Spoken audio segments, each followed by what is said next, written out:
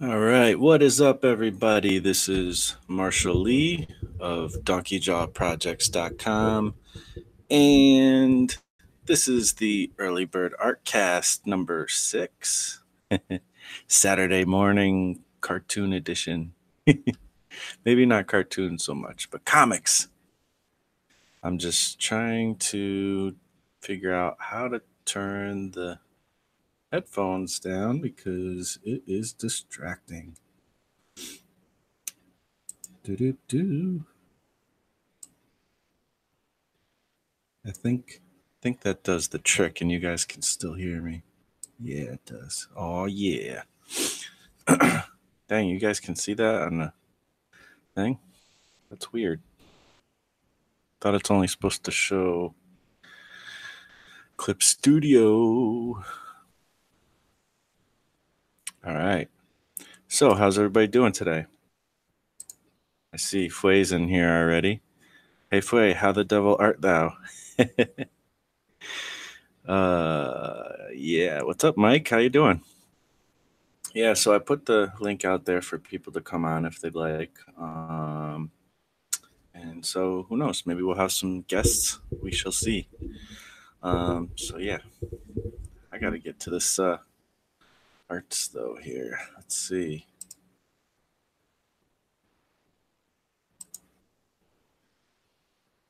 So it's time to get working on this comic.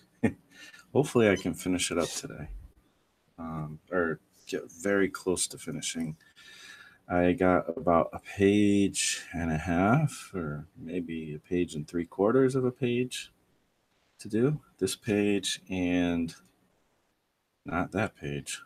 This I want to go over here.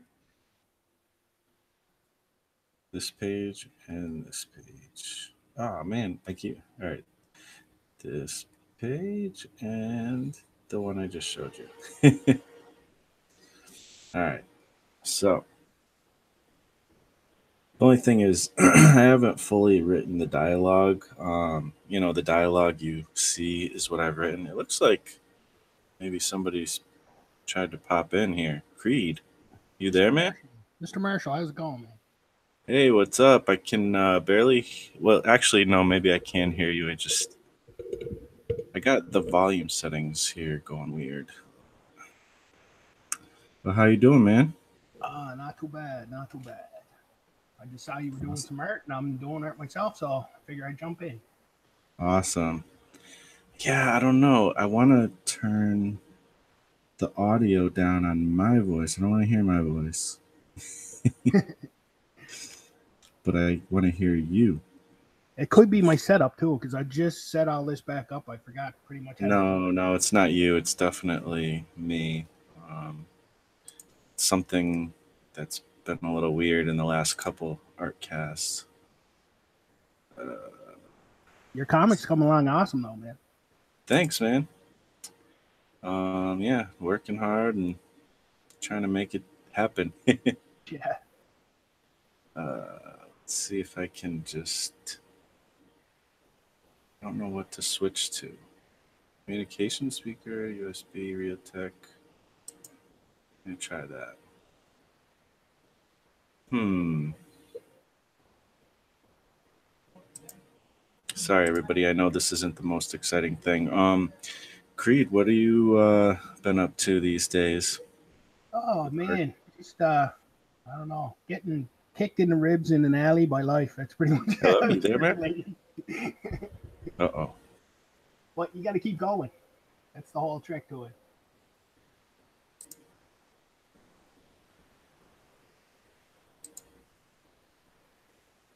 Hello. Hello, can you hear me now? I can, and it might have been that everybody else could hear you, but I couldn't. Okay. So yeah, sorry about that. But yeah, what have you been up to, man? Just trying to make it happen, man. Same as you. Yeah. You've been working on more villains and stuff, or where? I know Yeah, you were talking about your comic at one point. yeah. The comics on hold because my villains are sort of taking over right now. I'm working on villain number two of my second 100 villains. Awesome. It's Bloth from Pirates of Dark Water.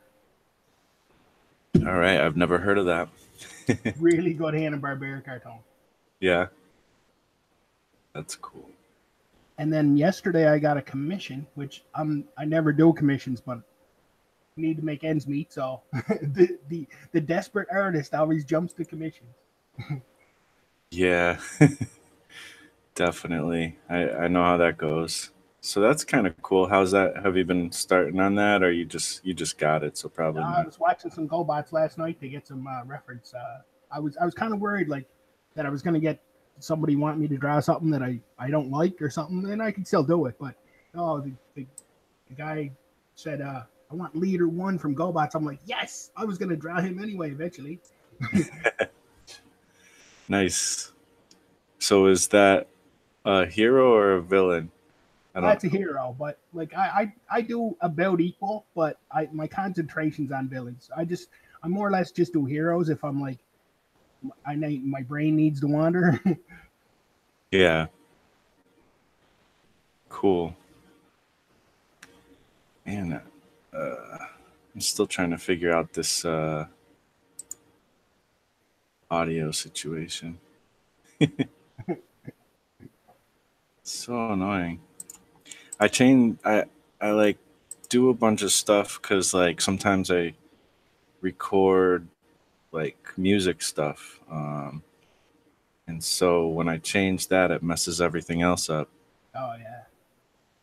So hmm. You would think that Windows would come with a way to have like 4 or 5 presets on stuff like this, like just built in. You can just go click and have a preset. Yeah, maybe nowadays they do. I don't know. Yeah, I don't have the brand newest Windows because I don't like to have the FBI sitting at my table spying on me. I like for them to spy from a distance. You're doing your best to control the Big Brother looking at your stuff. Yeah, as best they can, you know. Nice. But I really love your corn cob Rob character, man, that you're doing.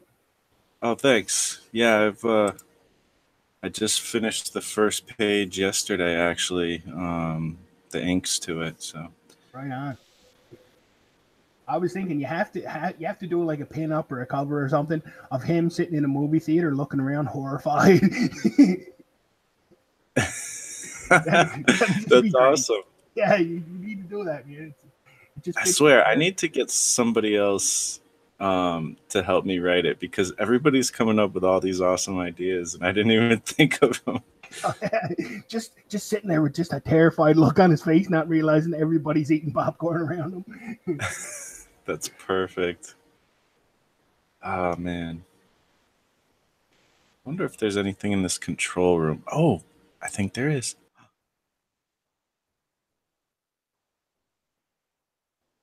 Uh,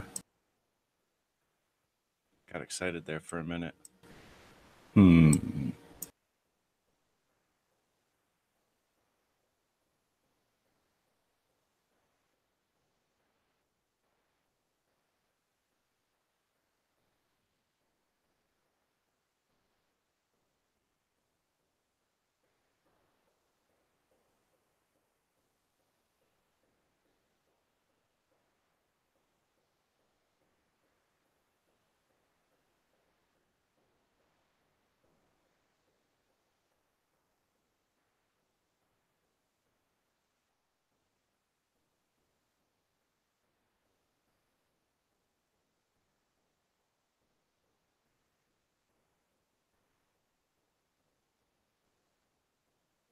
I think there's no audio now.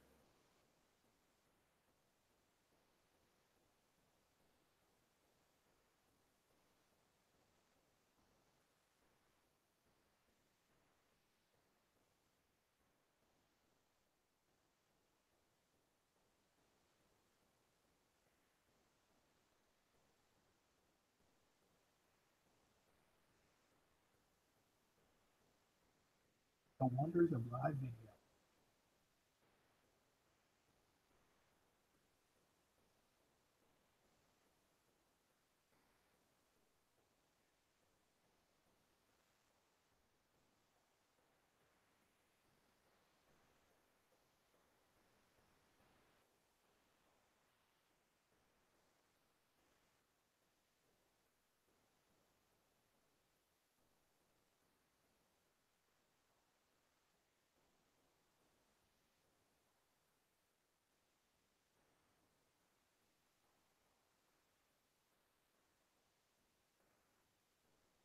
Are you still there, Mark?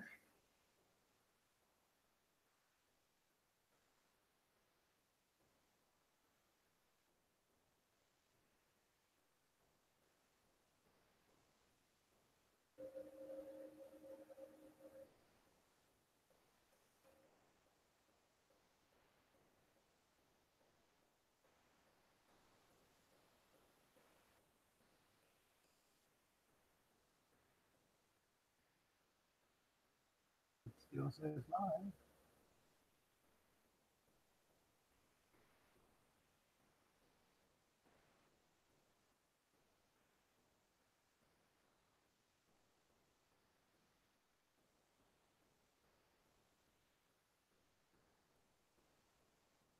I don't know if anybody can hear me still, but I think Mark is out climbing the pole to fix a sound center.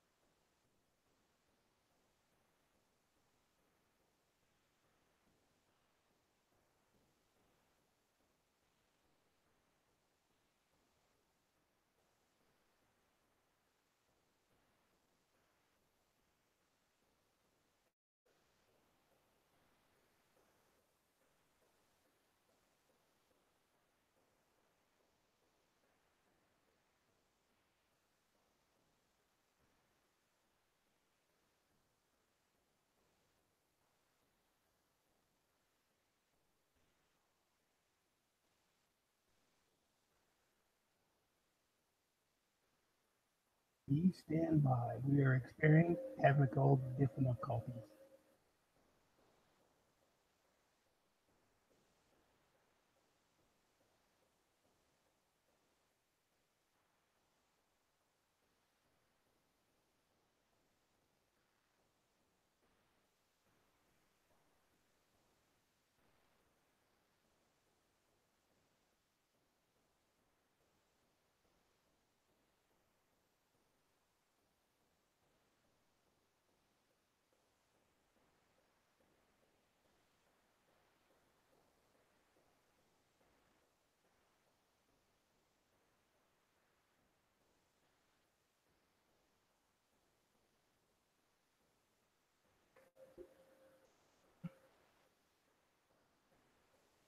Okay, YouTube says we're still live. Are we still live?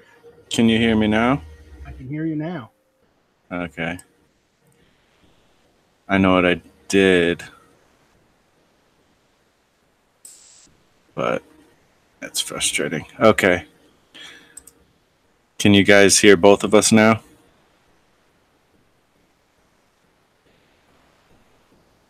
Creed, say something. Something. Something. Did you guys hear us say? Okay, looks like James said we're all good. All right. Ah, there we go. Sorry about that, guys. I'm just going to have to deal with my voice and my ears, I guess, because this is weird. Good old live video. Mm-hmm.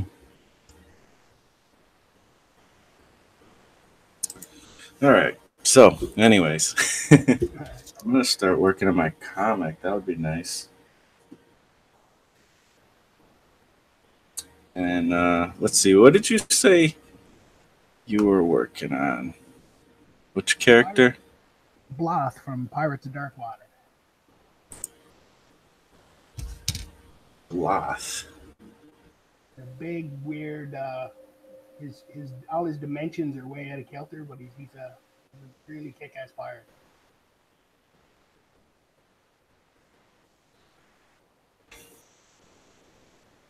All right. Okay, I see the character. And then I'm gonna start on my new comic, Corncob Bob. Not a rip off, not a rip off of anybody. No, that is like so original. All right, so apparently this is Bloth, right? That is him. Cool. That's gonna be cool to see. I have tried to draw this guy. This is about my fourth try, but it came through this time. The pencil was pretty good. Let me see here. If I can share my screen. Pirates of Darkwater. It sort of looks familiar, but yeah, I don't really know. Really, really great. I think it was one of the last Hanna-Barbera cartoons.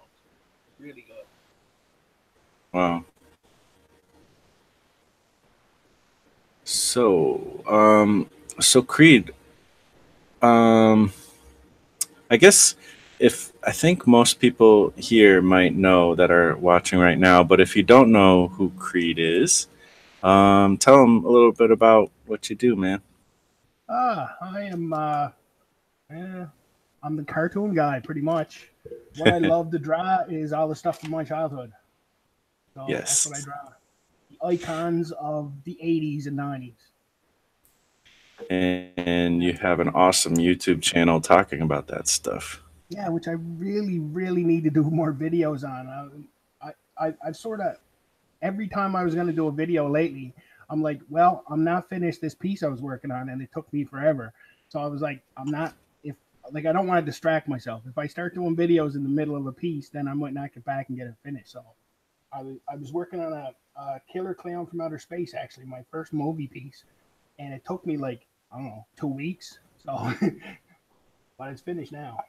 Right. So I should have some videos soon if I'm not such a slacker in the world. I don't know. So, this is his channel. Look at all that awesome art. So Yeah, cool. that is me. Man, I need to make more stuff. You got tons of videos. I mean, and the thing is if you go on Creed's channel and you haven't checked him out yet, just watch one of his Saturday morning cartoon art videos, and you'll be hooked, and you'll be on a binge quest for hours. That's my big show. I try to run it like a channel. So like if I have a show, if I'm drawing something that doesn't fit my Saturday morning show, I sort of just make another show. So I have like I don't know 5 or 6 regular shows, but my Saturday Creed Saturday morning that's my main show on the channel. Yeah, man.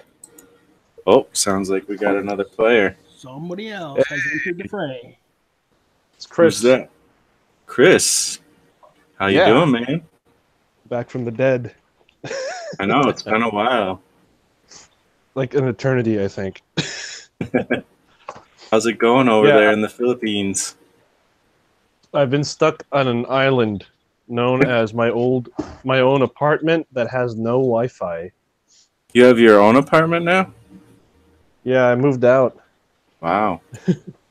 Nice. The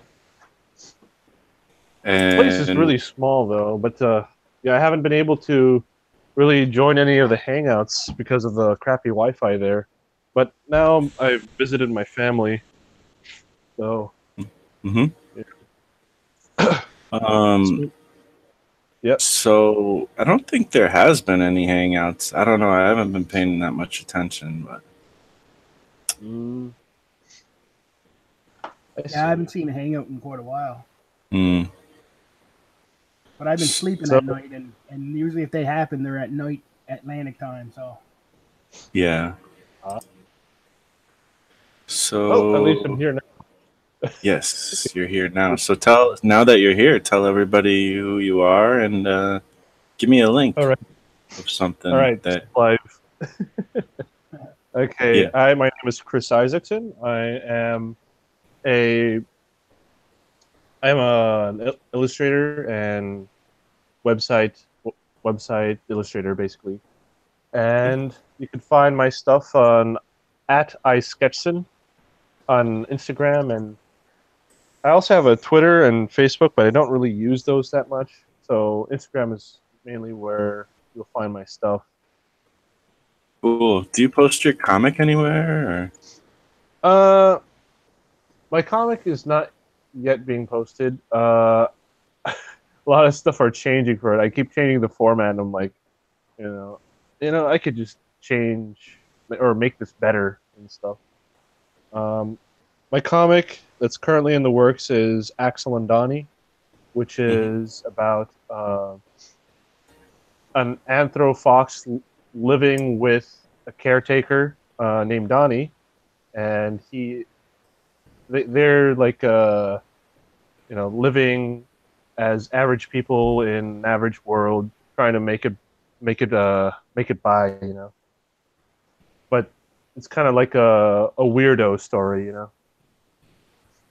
Yeah, that sounds cool, man. And everybody could see this is his Instagram. So when you go, this is what you're looking for.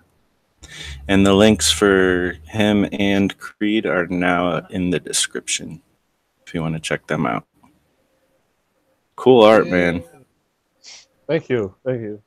Been very busy.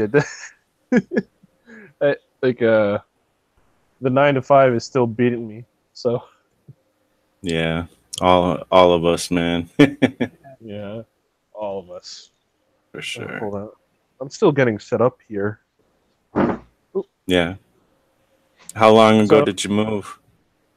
I think it's been a little over 2 weeks now. Yeah, Oh a wow. little over 2 weeks. So very new. A lot of stuff happens. Like had to prepare a whole lot of payments and really help out with other financial stuff. Yeah. Excuse me, but Yeah. I have a bit of a cold right now. So That's all right. As long as you don't have your coworkers' music blaring in the background, I'm good. Little inside joke.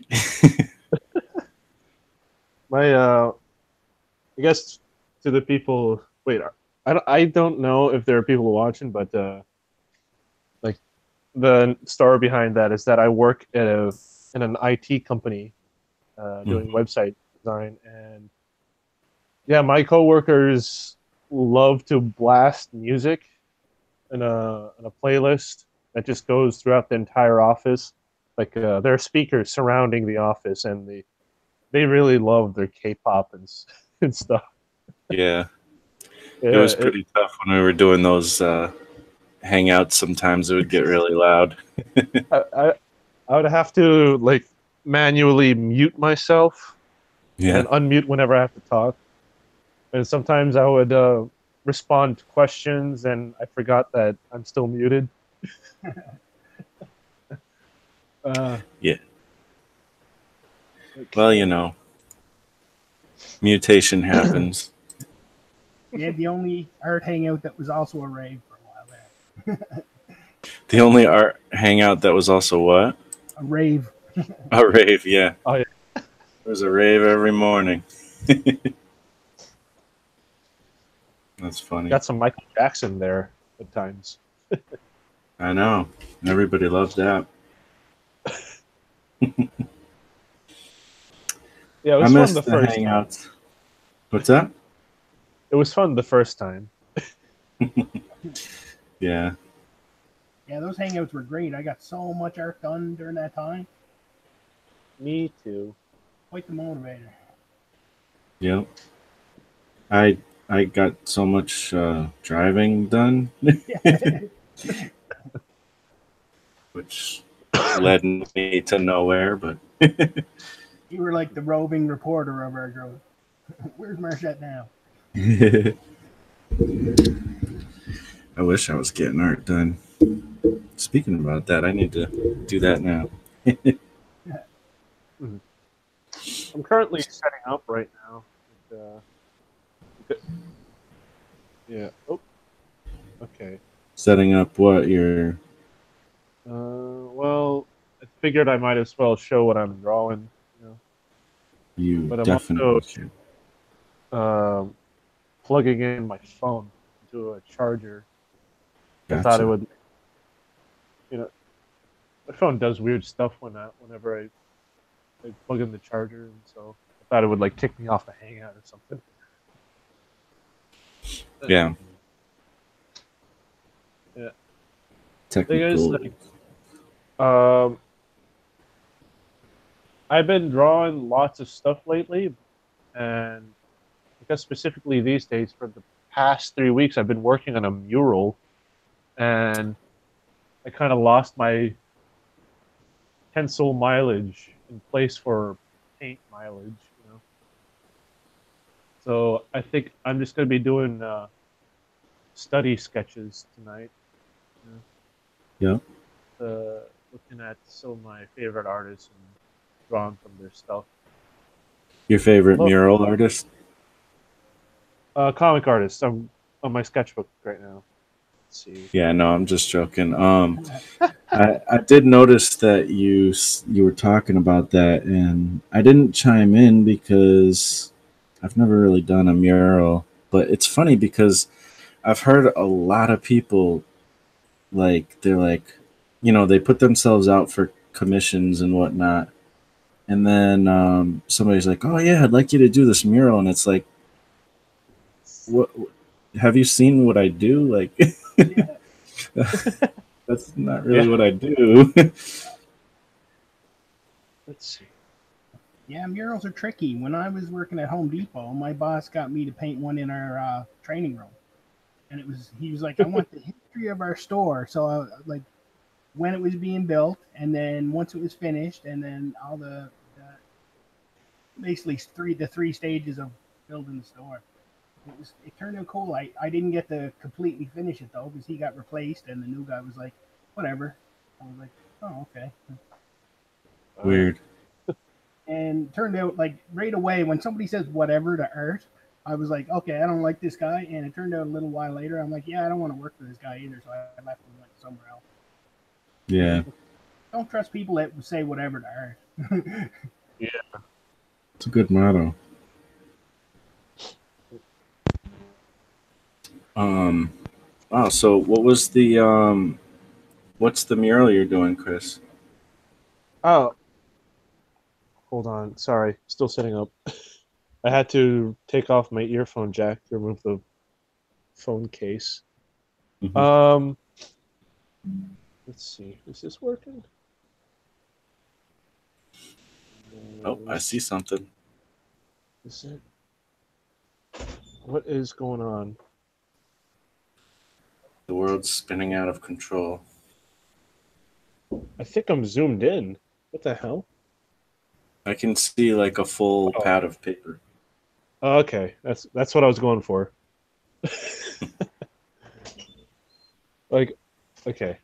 So what is it you said? I Uh, didn't catch it because the ones were off. yeah, I just was curious what like the subject matter of your mural is. Ah, well, it's very similar to what Creed was saying. It's for my day job, and it's kind of cool because it takes me away from the computer. Um, but my boss wanted me to paint like the logo of the company and the sub projects and the mascot that I designed for the company and uh, v- various icons that are used in the company. Mm-hmm.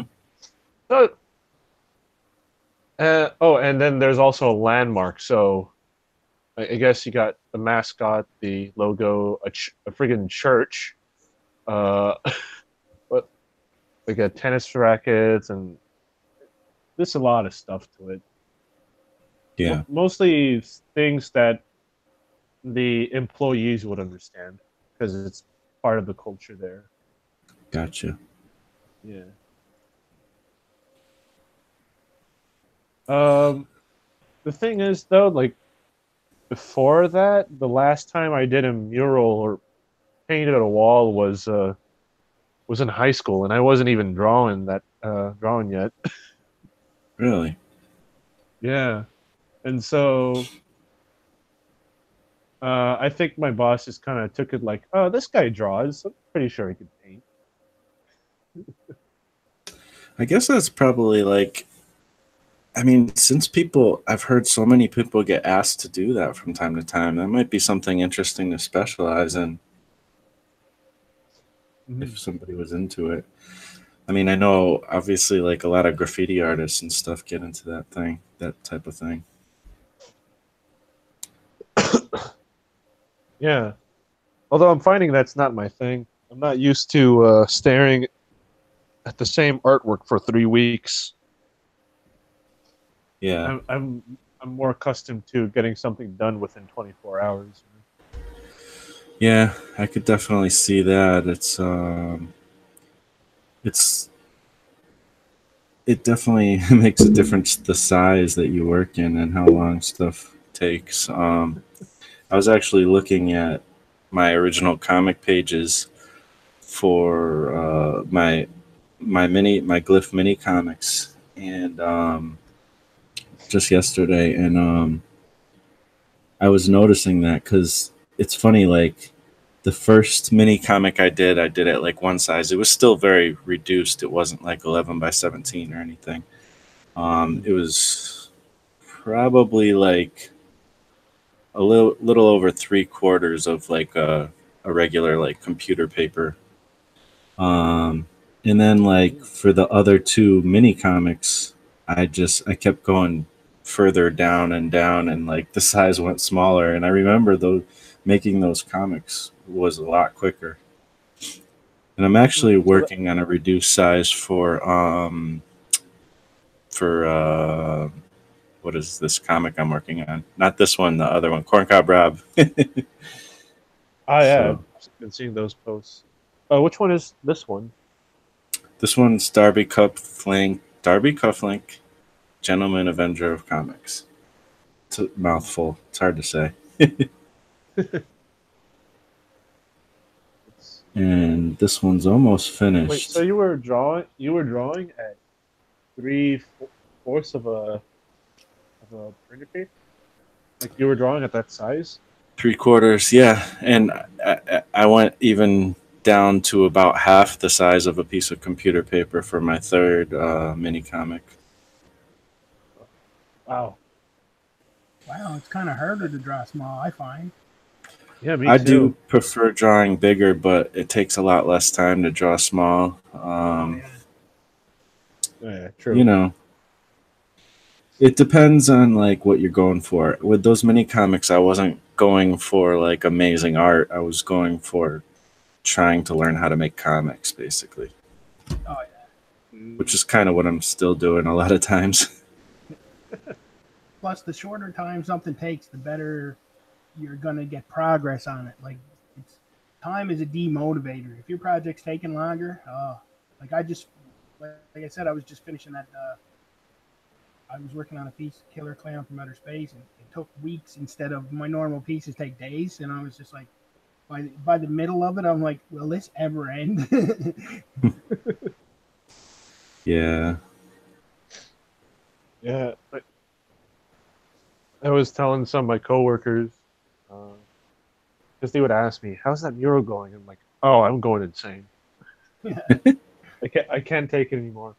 And they can relate to it because they get these guys are developers, so our fields are very different. They're all in coding, and I'm just I don't know doodling.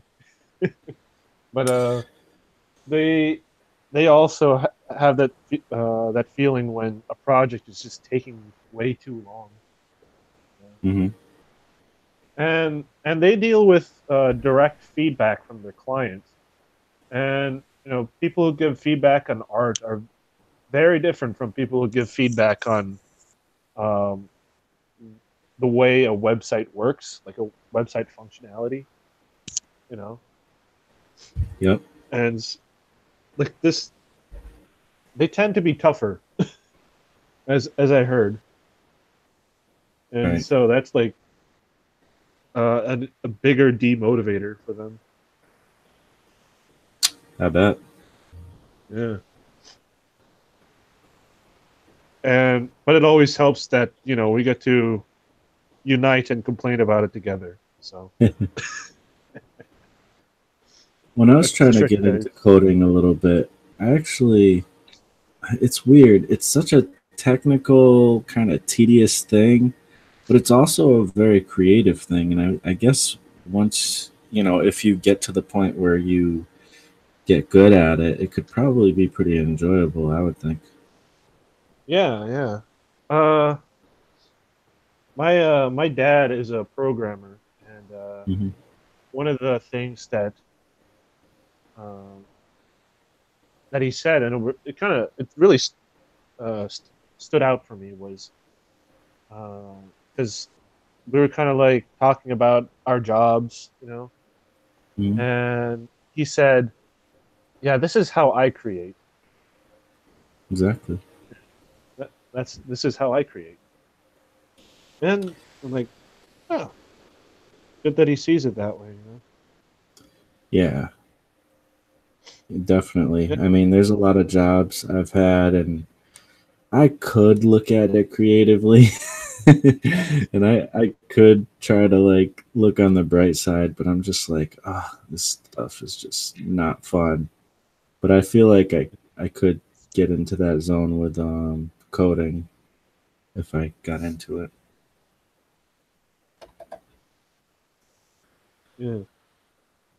Like I um I actually studied in a technical school, and where I learned some basic programming and web development and stuff.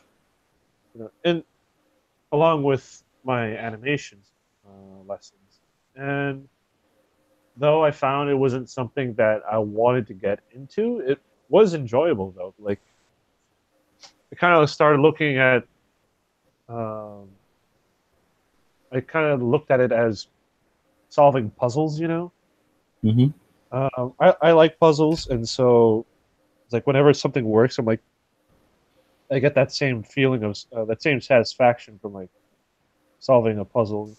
Like, oh hey, it works, nice. Yeah. Yeah, it's to me it's the way I thought of it when I was looking into it was it it reminded me a lot of animation. So it's like you do all this like tedious work and stuff and it takes a long time and then you get to see like your character do like a run cycle or something and it's like magic. So it's like it keeps you addicted even though it's like super tedious, Yeah. which is similar to comics too, but not as crazy. Yeah. Comics isn't as crazy. uh,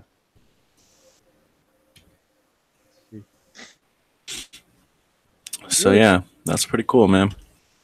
Let's see. Check out the chat, see what everybody's up to. this might. Oh, I think what I'm doing is very. I get this closer in.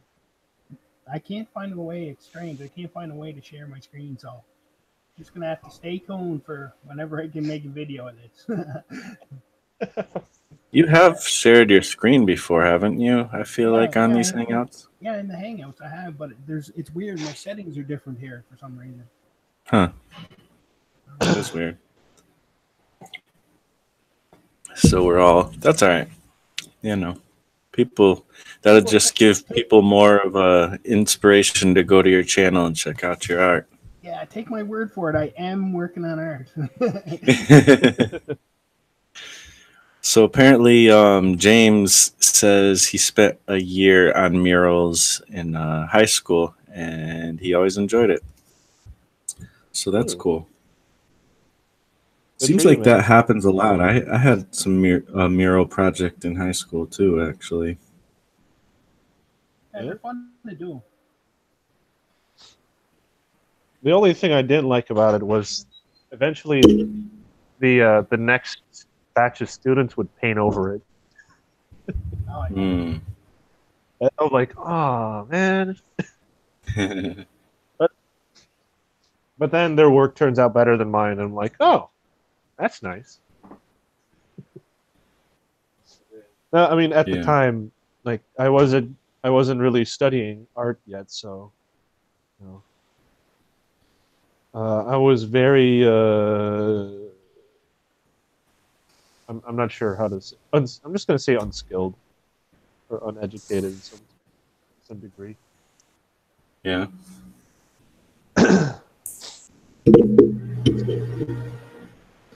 My microphone's like in the way of my pencil or my digital pencil thing. Oh, Annoying. So, Marsh, how have you found switching over to digital? I Um, It's been awesome, but I mean, I'm doing the corn cob Rob traditionally. So I really like both still. Oh yeah. But I'm definitely enjoying digital. I love digital Have because you? it gives you superpowers.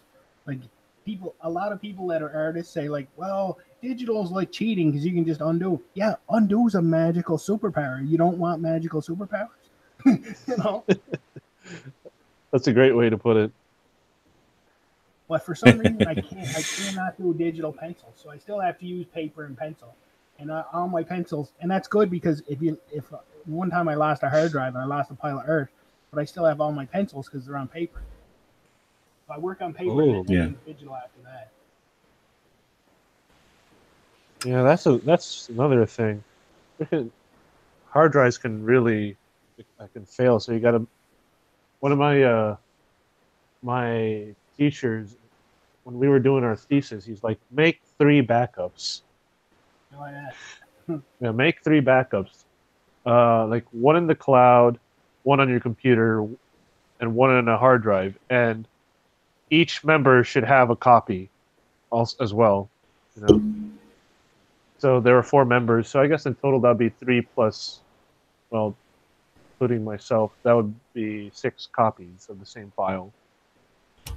Well, Right. file as plural. Yeah, every so often I burn my art folder to DVDs just so I have Ooh. a copy. I'm not really a cloud person. I'm not. I don't know. I'm not a super connected. I don't think it's cool to be super connected to everything.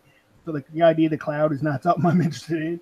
But I'll keep my stuff on a drive. Sometimes I'll double it, put it on another drive just in case, and then also I burn it to disk. So I should be pretty backed up. It's just you get in the habit of I'll back it up, but I'm working on something today, so I'll back it up when this is done.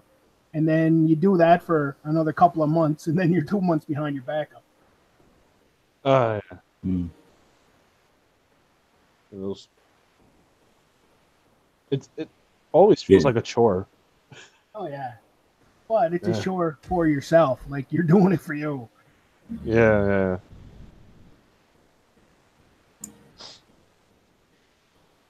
Personally, for me, I mostly like working on paper, but it's mostly the reason for that is because I am stuck in front of a computer most days in my day job, and you know, like if I want to do art, I don't want to be looking at a screen. You know. I just like paper because I like killing trees.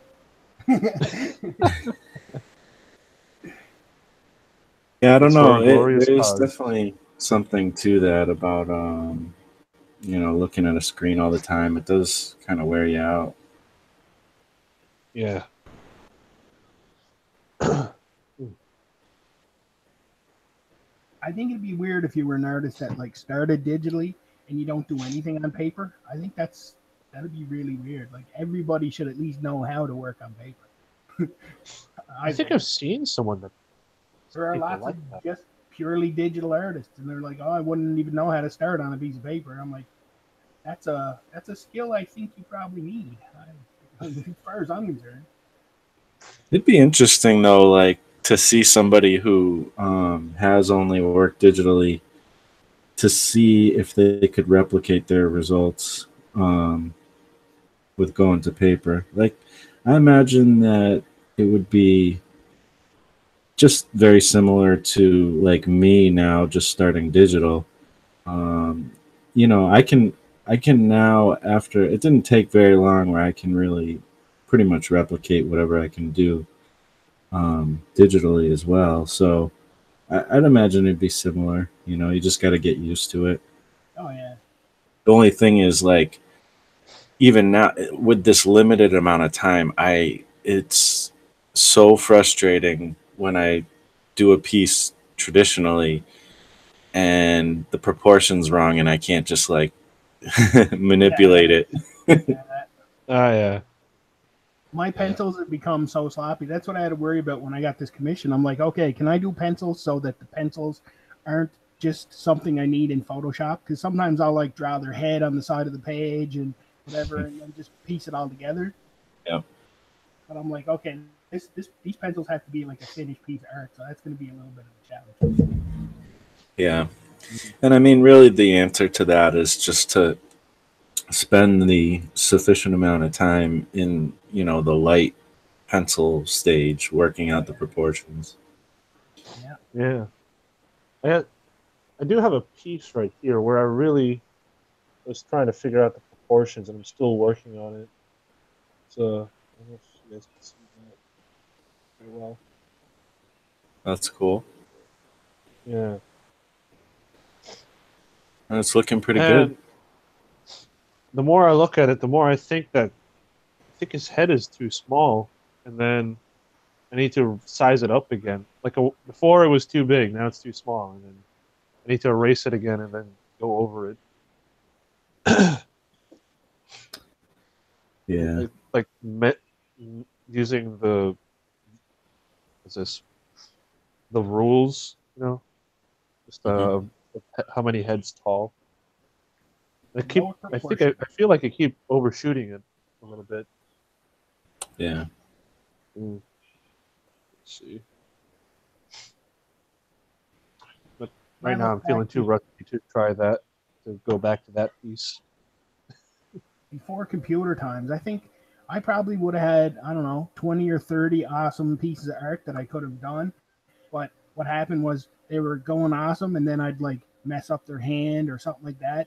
And then on the paper, Mhm. okay, you erase, and then you redraw. And if that doesn't work, you might be able to do it again. And after that, you got a destroyed piece of paper.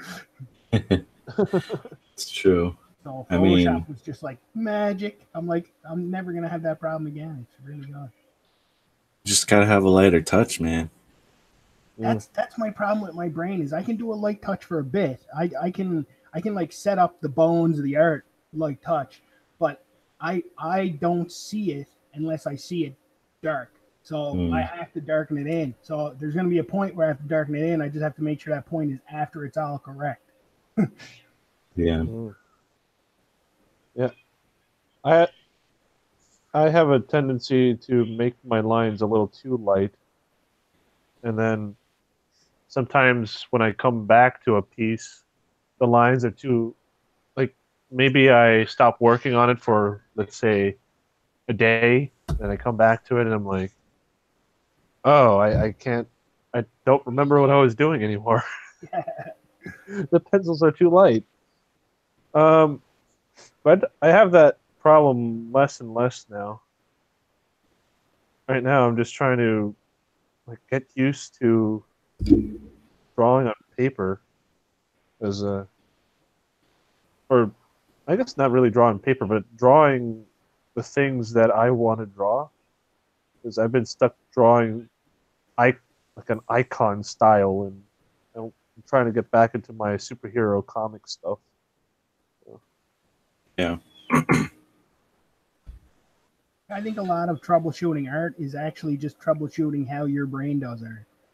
Because, like you said, you'll know what you have problems with, and then it's like, okay, I know what I have to look out for. It's Yeah. troubleshooting your brain. it's that self analysis. Yeah,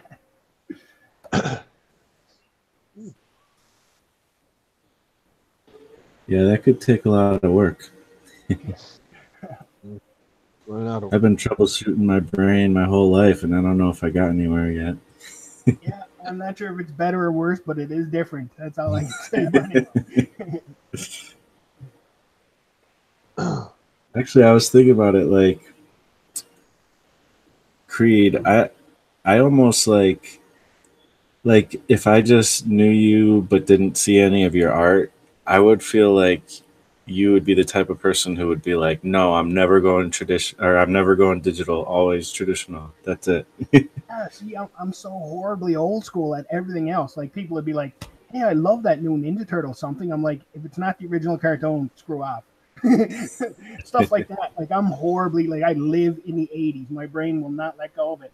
But like stuff like yeah, it's weird that I can accept the digital magic part of it. But I'm just like, this is just so much better for me to do art the way I want it. Yeah. I remember when I did all my art like in the '90s and whatever before computers. all my art, if I colored it, people would be like, "What did you color this with?" And I'll be like, "Colored pencil." And they're like, "I can't get colored pencil to look like this." But I pressed so hard that I just wanted a flat color. I wanted my stuff to look printed, even though it was hand done, and that's really hard to do. But with digital, No. you do it, and then it just looks like it's from a magazine. That's what I always want my art to look like. So I think that's why I embrace Photoshop so much. Yeah. I kind of don't like Photoshop. I prefer Krita. And just the interface. And in the office, I have to use Photoshop for certain things. But whenever I have to draw, on the computer, I use Krita. I don't know, just my favorite. I'm kind of like Homer when he got that gun and he was like changing channels with it and getting beer with it and like using it for everything. That's what I use. I use Photoshop for anything I can possibly use it for. It just, I don't know. It comes naturally to me now. I've been using it so much that I couldn't ever, like people say, "Oh, there's this brand new program and it does this and it does that." I'm like, I can't switch from Photoshop. What are you, crazy? Yeah, once you get used to something, I mean, I can go between a few different programs, but it's mostly because of necessity. I've had to, and Photoshop is cool, but I never work in it mostly because it's a computer processing hog, and even doing Oh, yeah. this, like my computer's kind of screaming at me, but I don't know. Clip Studio seems to be a little easier on your processing, or a lot actually easier. Mm. Is Clip Studio like a subscription-based program, or like is it a No, you one-time? just pay for it. Yeah, one time. But I have I hear it's Photoshop. good. I have the subscription because I feel like it's like I don't want to pay for it, but at the same time, when I need it, I need it. So I use Yeah. an old copy of Photoshop I've had for years because just the fact that I don't know, it's not like anything. I don't have a problem paying a subscription. I have a problem that it is a subscription. Like I don't want to subscribe to something. I just want to buy it, own it, and then it's mine. I'm very old school. yeah, I would too, but it just was always too expensive for me. I can manage a subscription, but I can't spend 3, 4. I don't even remember how much Photoshop was, but it was too expensive. I got mine when I was taking a multimedia course, so I got it under like student whatever it was. I can't remember how much it was, but and actually I just got it at some of my student loan money, so it wasn't. Hmm. Yeah, I think that's how a lot of people get it. But like I'm using a really old version now. I think it's CS3, and does absolutely any. I've never run into any problem where I need to do this, but it won't do it. No, it does everything. Yeah. I do. Yeah, I would imagine it would. I mean, all the bells and whistles that they add to it are literally just that. They're not vital. All the vital things have already been figured out. So, All I need is layers and a selection tool, and I'm good. That's how I make my art. yep.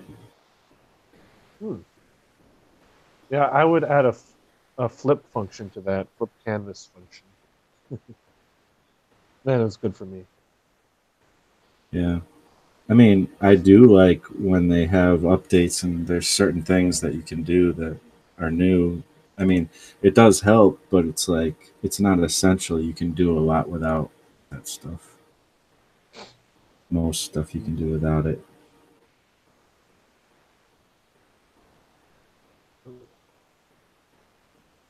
But I like I mean, Clip Studio actually has a lot of advantages over Photoshop.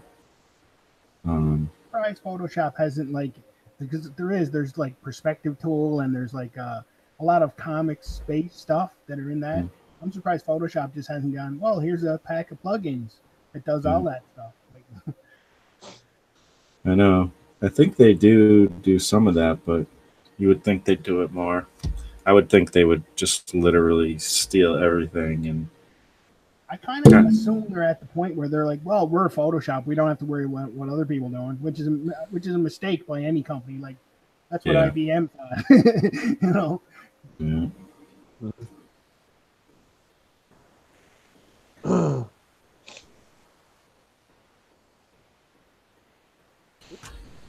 But yeah, I hear some of these other programs are really pretty interesting as well. I just haven't tried them, like Krita, like you're saying, and Mm. what's some of the other ones? Procreate, people are using a lot nowadays. There's a lot Medibang, of them. Yeah, there's a Fire bunch of them. Alpaca. Yeah, my friend is the one who suggested Medibang, and we used Fire Alpaca for animation when we were doing our thesis. It was like traditional frame by frame stuff. But that, you know, other people used Flash, but we were like, no, we're hipsters. Yeah, Like because Flash animation has a certain look, and you we wanted a different look to our project. But anyways, Mhm. And that's the problem with Flash is I don't want my art to just look like more Flash stuff. So yeah, any animation I've done frame by frame in Photoshop. yeah. Well, yeah, you can do frame by frame in Flash, can't you? Oh yeah, but it's see with Photoshop the frame is whatever I make it and it doesn't look like a certain way. But Flash, you're gonna have that Flash look. Hmm. I kind of what yeah, I kind of don't like my tools to have much of a footprint on how my stuff looks. Yeah, And like there's certain programs that will. They'll be like you can just look at it and go, "Oh, that's Flash," you know. And it doesn't really look as much like yours. It just looks like general Flash stuff kind of. And there's lots of programs that do it. yeah. yeah, I've heard that as well. But if you're just starting with a blank frame in Photoshop, then it's gonna look like whatever's in your brain. yeah. No doubt. I think when it comes to the program that I use, Krita, I think the biggest selling point for me was its cross-platform.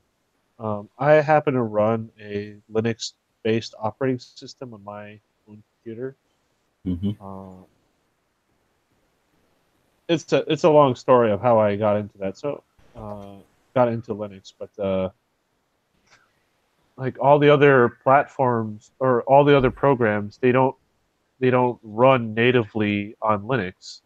So let's say the Adobe Suite, you have that for Mac and Windows, but you don't have it for Linux. Though there are workarounds to that, but you're gonna run into problems. But I think from what I found so far, it's only Krita that has developed a native, uh, a Linux version that runs natively. Right. And it works really well, yeah, at least in my experience. My friend totally disagrees with that, but I'm like, yeah, whatever floats your boat. It's all right. Interesting to know. Hopefully, I Yeah. know. Well, I don't know. I don't know if I should say hopefully, but I don't know. Maybe it'd be better if I went to Linux. I don't know, but I just feel like changing that all up would just be another big hassle. Yeah, that's kind of what's keeping me away from it. But I'm as soon as I can't use Windows 7 anymore, I'm gonna have to go to Linux because I'm not going. I really don't want those versions that are up from 7. Hmm. It gets really Yeah. super spyware and junk. Like I watched a video where the guy was talking about Windows 10 and all the telemetry it sends. It sends like everything. If you click on a file on your computer, it sends that you clicked on that file. I'm like, I don't. That's nobody's business what I'm clicking on. Yeah. So I use 7 with some like anti spyware stuff on it. But when it comes to the point where I can't use 7 anymore, I think I will. I'll switch to Linux before up the Windows Yeah. chain. And but I'm sort of a tinfoil hat person in secret anyway. Linux ain't for the faint of heart, though. I will say that. It took me a long time to get used to it. Really? Yeah, Like how because I so? um there there are just a lot of little issues you'll run into. Like installing programs are can be kind of a hassle, and depending on what distribution of Linux you're using, so like there's a whole lot. You got like Ubuntu, Linux Mint, Hmm. so it's just, the list goes on and on, and a lot of them have their own little community. So, but they all have little differences, you know. So sometimes I would have to install programs using uh, a command line, and like I don't know what the commands are, so I'd have to research what those commands are, then just type them down in the command prompt, and then you know, and then get that to work, and then if it doesn't work, I have to figure out why it's not working, and then, and then need to So research Linux all is that. basically DOS. Uh, at times it could be. There are distributions that are just command lines, like pure command lines. You would have to assemble it yourself somehow. I'm not that advanced. Hmm. I'm really not at that level, but I don't know. I saw a screenshot and then it was just like a command line. I'm like, oh no, no, I'm No staying away from thanks. that. Yeah. Do I want to spend all day looking up the secret codes, or do I want to just use my computer? You know, like browse Facebook in a command line. Yeah, that's that type of stuff is like definitely makes me feel like I don't ever want to have to do that. It sounds like a lot of time away from your arc trying to get everything set up. Exactly. Yeah. I need more time on my arc. Yeah. But if anyone is like looking into a Linux-based operating system, I do recommend Linux Mint. It's very it's got a user interface that's quite similar to Windows, so it feels a little more cozy, you know. Yeah. Yeah. Cool. Ubuntu is also a good one. It's the one that I'm currently running because it's more lightweight, uses less RAM and less hard drive space. Cool. Yeah. Cool beans. So I'm gonna take a little bit of a break here, and if I can figure it out. And I wanted to mention, let's see if I can get it clicked up. All right. Share screen. Share. Yeah, so I wanted to mention there's a few cool things going on in the art and comics world right now. One of them being Alternoween. Have you guys heard of that? Oh yeah, Alternoween? Oh no. Yeah. I wish Yeah, I was in a so place that got trick or treaters. I'd probably order some. Although ordering them to Canada is really expensive. yeah. So I'm kind of the same exact situation, except for I don't live in Canada, but I don't really have trick or treaters. But yeah, Alterna Comics is doing this thing where they you can get like for a very cheap amount of money, you can get like a ton of comics sent to you, and you can give them away for Halloween. And it's helping them to get their comics into more stores. And if you followed Alterna at all, like they're doing some pretty awesome stuff. They're doing comics back on newsprint again. and they're doing it for a cheap price. Most comics are about $1.50 each, and the stories are great. The art's great. I mean, I have most of what they've put out, and it's just really good stuff. And it's only getting better.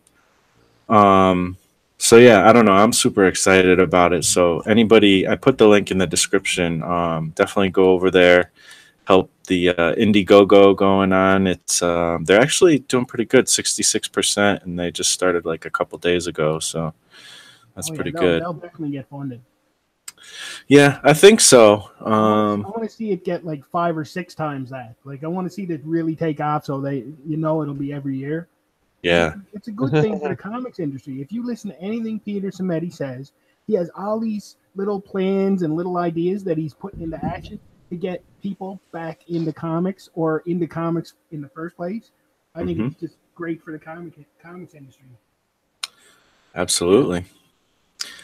So I totally agree. I watch his shows all the time, and I think he's doing stuff that's gonna really help the whole industry altogether just get back on their feet. At least his part of it is helping. I mean, there's other elements that need to happen to help the comic industry too. But yeah, I'm really excited about what he's doing. Thing is our good buddy. A lot of us know Mr. Chris McQuinlan. If you watch the show me and him do every week too, you'll know about him. But he just launched his Monkey Junk Chapter 1 Kickstarter, and he's doing pretty good for the first couple days. Or actually, I think it's only been up for 1 day. But he definitely needs some more support. Let's get this thing funded. Really awesome story, I think, personally.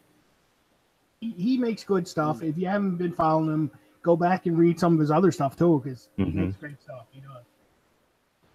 Absolutely. Yeah, check it out. Is it still on Webtoons? Yep, it's on Webtoons. You can read it free, but this is to get the print edition, with probably some extra stuff and all that. And yeah, I don't know. Definitely go support the dude. You can get it digitally as well. You can get it physical and all kinds of cool stuff. I love what he's doing right now. Like, this is definitely like the best comics I've seen him make, so far. And I mean, his other stuff was awesome too, really, but it's just you could tell he's like putting everything into it, and that he's grown, and it's just really cool stuff. So I'm excited. Yeah. And then Plus, if you think about it, he makes art like we do, but then he does it while he's hanging upside down. So I mean, man, that takes skill. yeah. I mean, it's got to be hard to draw, with gravity going the opposite direction. Oh, man, I couldn't do it. Life in Australia.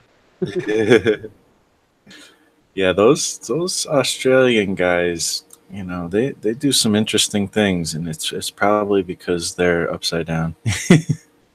And their yard is full of dangerous, poisonous like creatures. Oh yeah, I mean, when you live amongst alligators and kangaroos on a daily basis, I mean, you gotta have your wits about you, But they. What's that? They all deserve their trophies for survival. Yeah. Yeah. When your average day is a game of Pitfall. Yeah. But that's nothing to them. They just take care of business, throw a little shrimp on the Barbie, and have a good night. All right. So all stereotypes aside, yeah, definitely go check out his stuff, and then of course there's my stuff if you want to check it out. You can get to read this comic that I'm working on, and that's going to be put out pretty soon, sometime this month. I still got to figure out how to do the put together the PDF for people to download. But yeah. What I And love about your stuff, Marsh, is okay. A lot of people in our community are like, I have this one thing I work on all the time. and that's great. And that one thing's usually really cool. But you have this. I have 173 things I'm working on right now. And I can really relate to that. That's why I like one of my villain series, because I can just switch to another villain and like keep my mind occupied. So you like that then? I don't know. I feel like I like the variety in your work, man.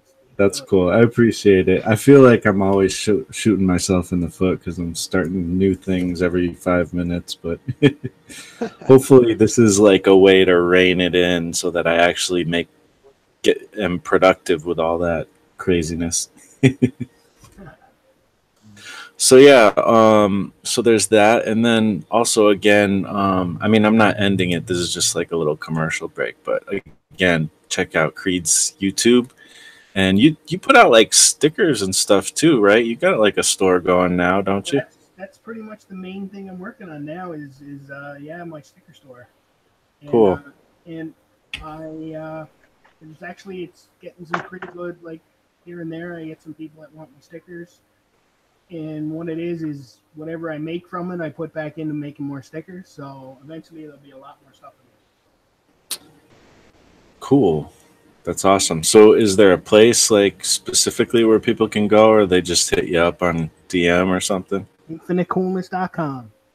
That is my site. I built my own site out of WordPress. I learned how to do it like in a big crash course. And then when I was doing commissions, I'm like, well, I can just do it as easy. I can just drop it into my store and people can buy the commission from my store. So I was like, that's super easy. Yeah, that's awesome. I'm trying to go there right now. My computer's like, why are you making me do all this stuff? I have never been on this site. I didn't realize you had a dedicated store. That's awesome. Yeah, I just finished it a little while ago, and then I've been populating it. I'm going to concentrate completely on stickers, but right now I have some prints that I have left from a show I did over there. Mm-hmm. Well, these look freaking awesome. The store looks great, and I mean, look at these stickers. Is that Pennywise? That's a killer clown. Space, yeah. Sweet.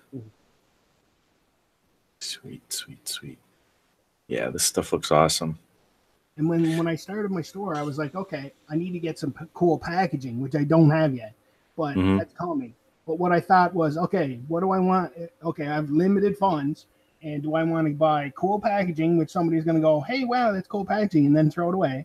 Or do I want to buy giveaway stickers that I can throw in with every order? So definitely I went with the giveaway stickers. Cool. Everybody gets a couple extra stickers when they order something. Ooh, awesome. I think it's cooler. Yeah, no doubt.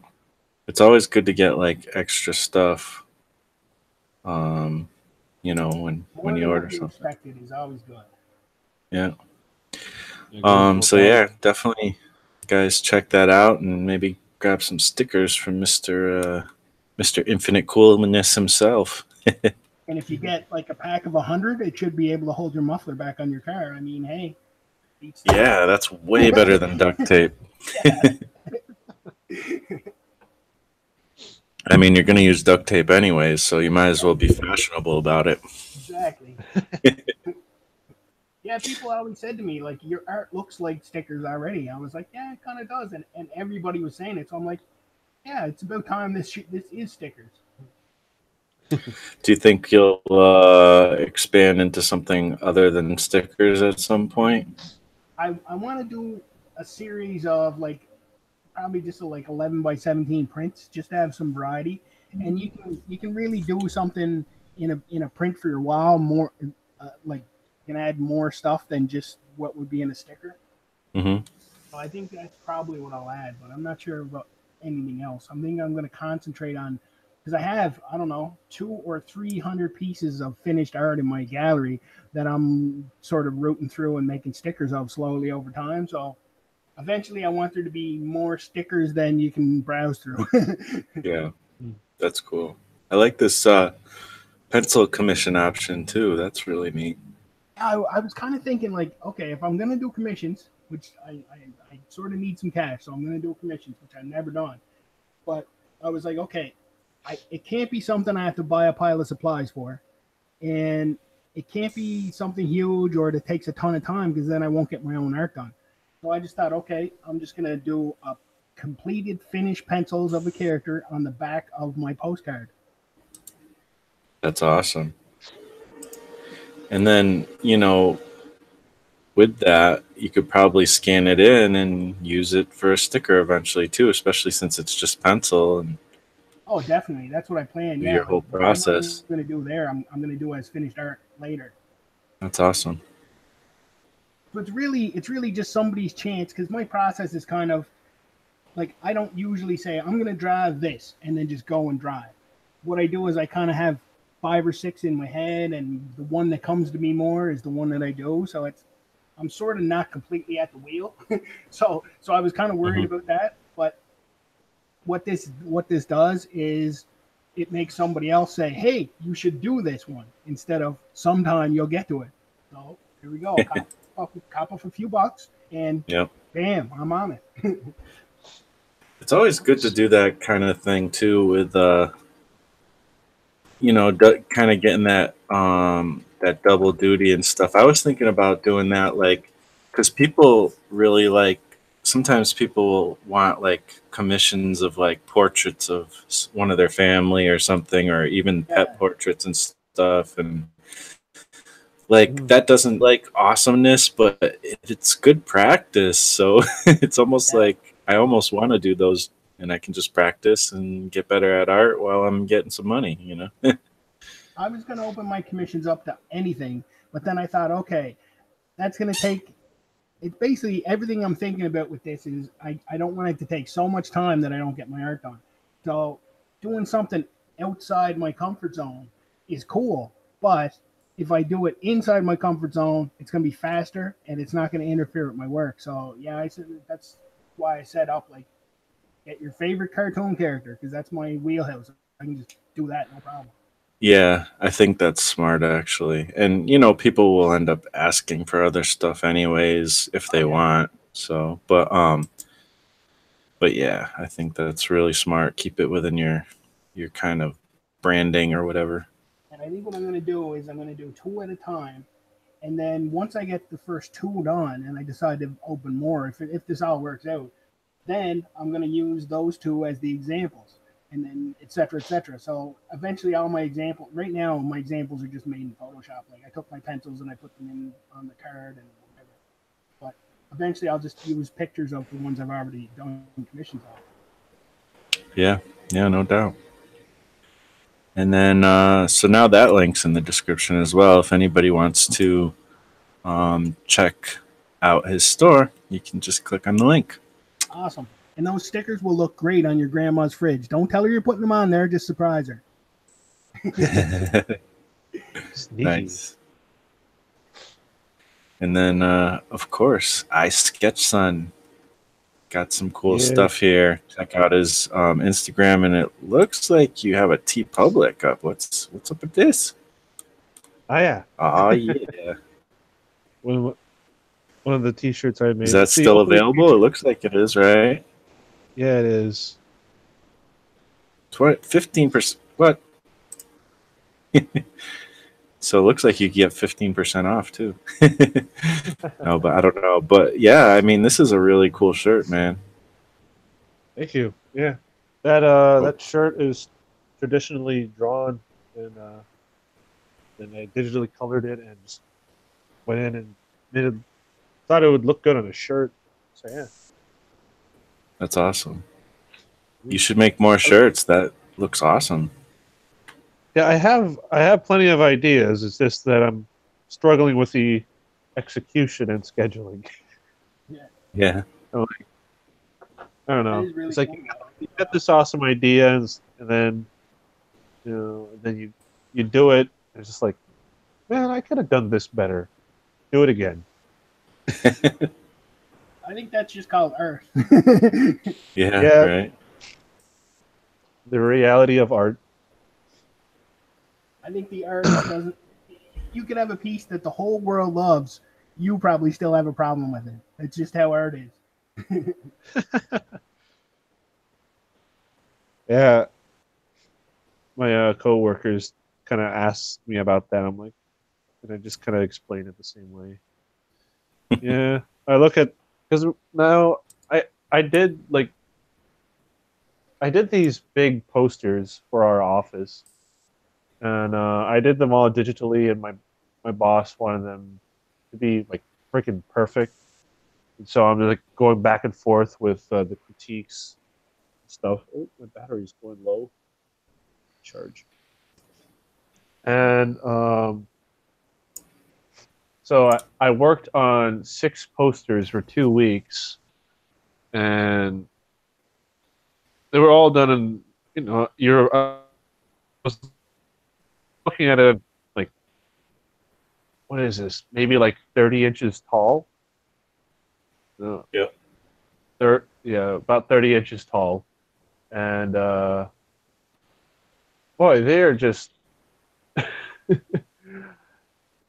you see them that big, and then I'm just like in my mind, I'm just pulling out a red marker, like, oh, this is wrong, this is wrong, this is wrong,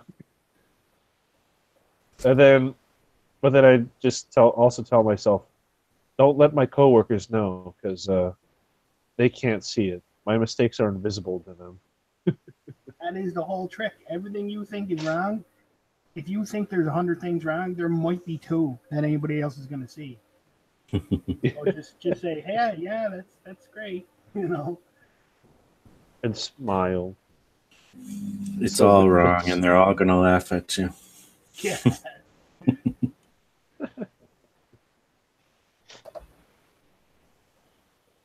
At least that's what I think about my stuff.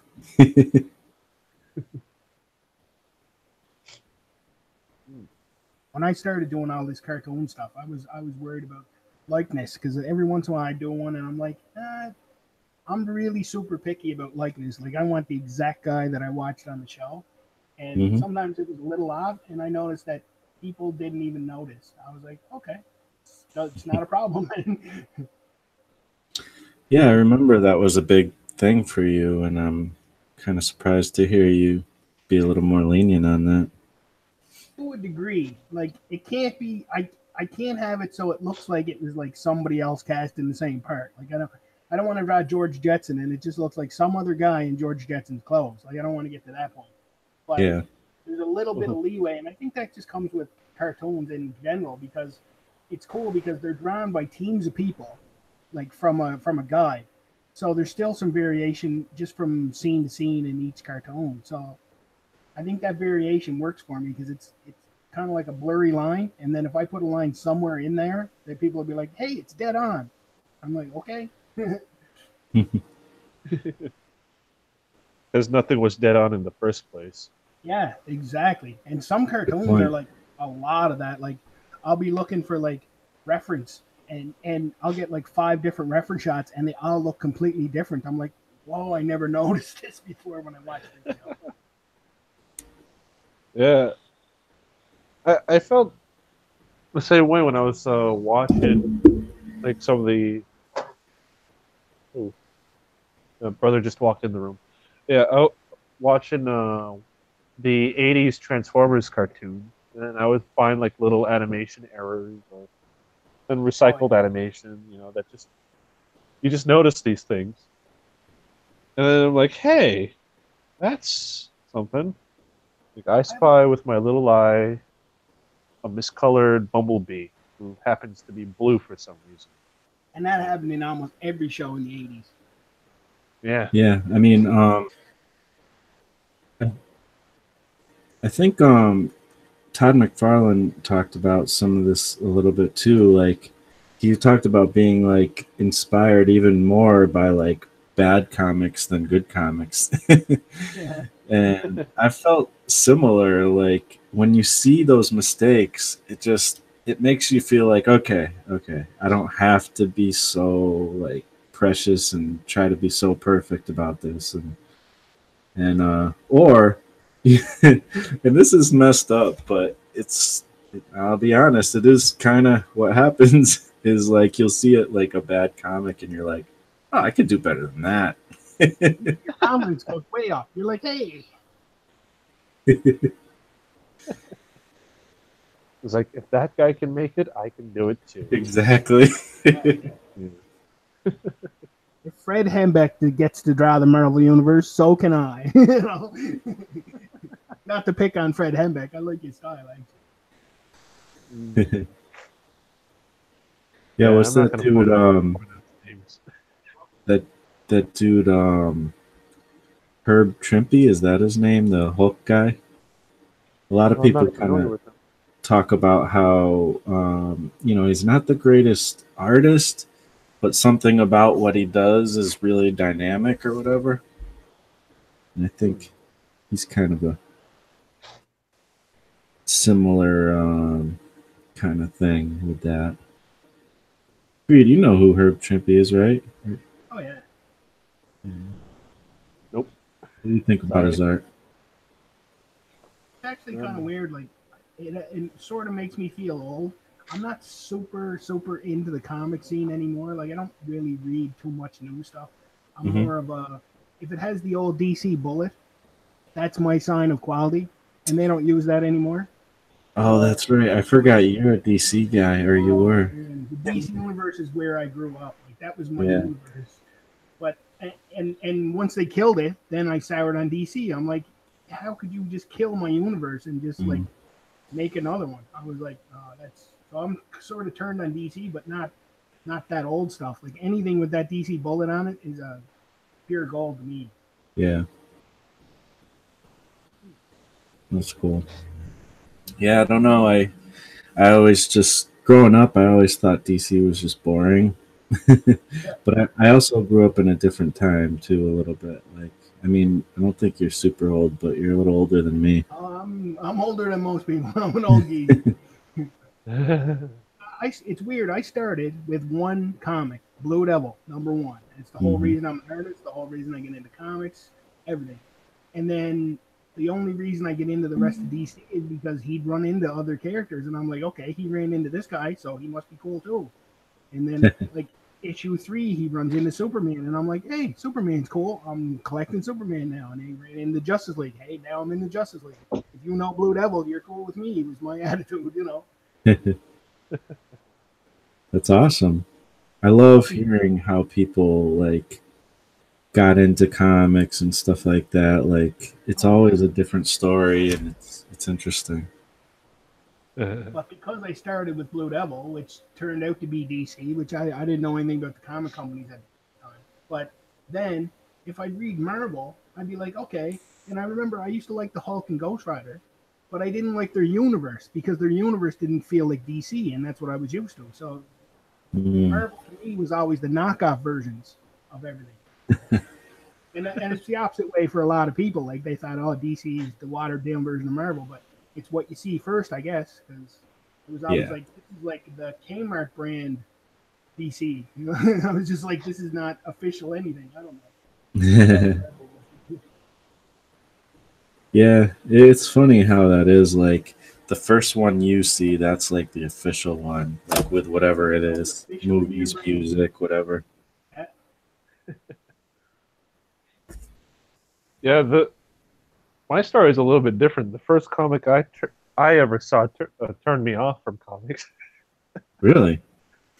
Yeah, when I must have been like maybe 7 years old, Hmm.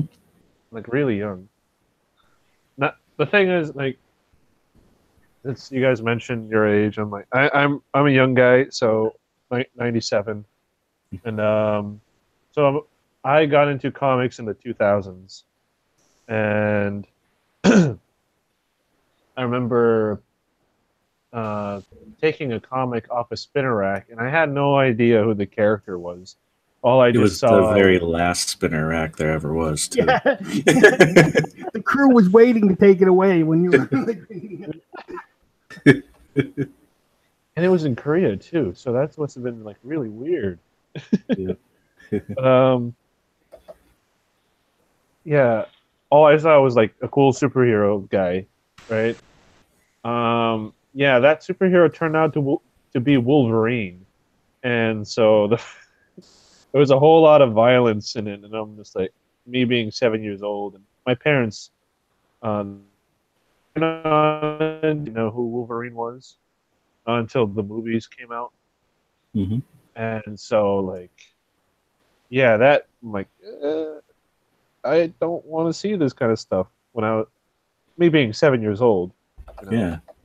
I didn't think like there's other stuff that I can check out.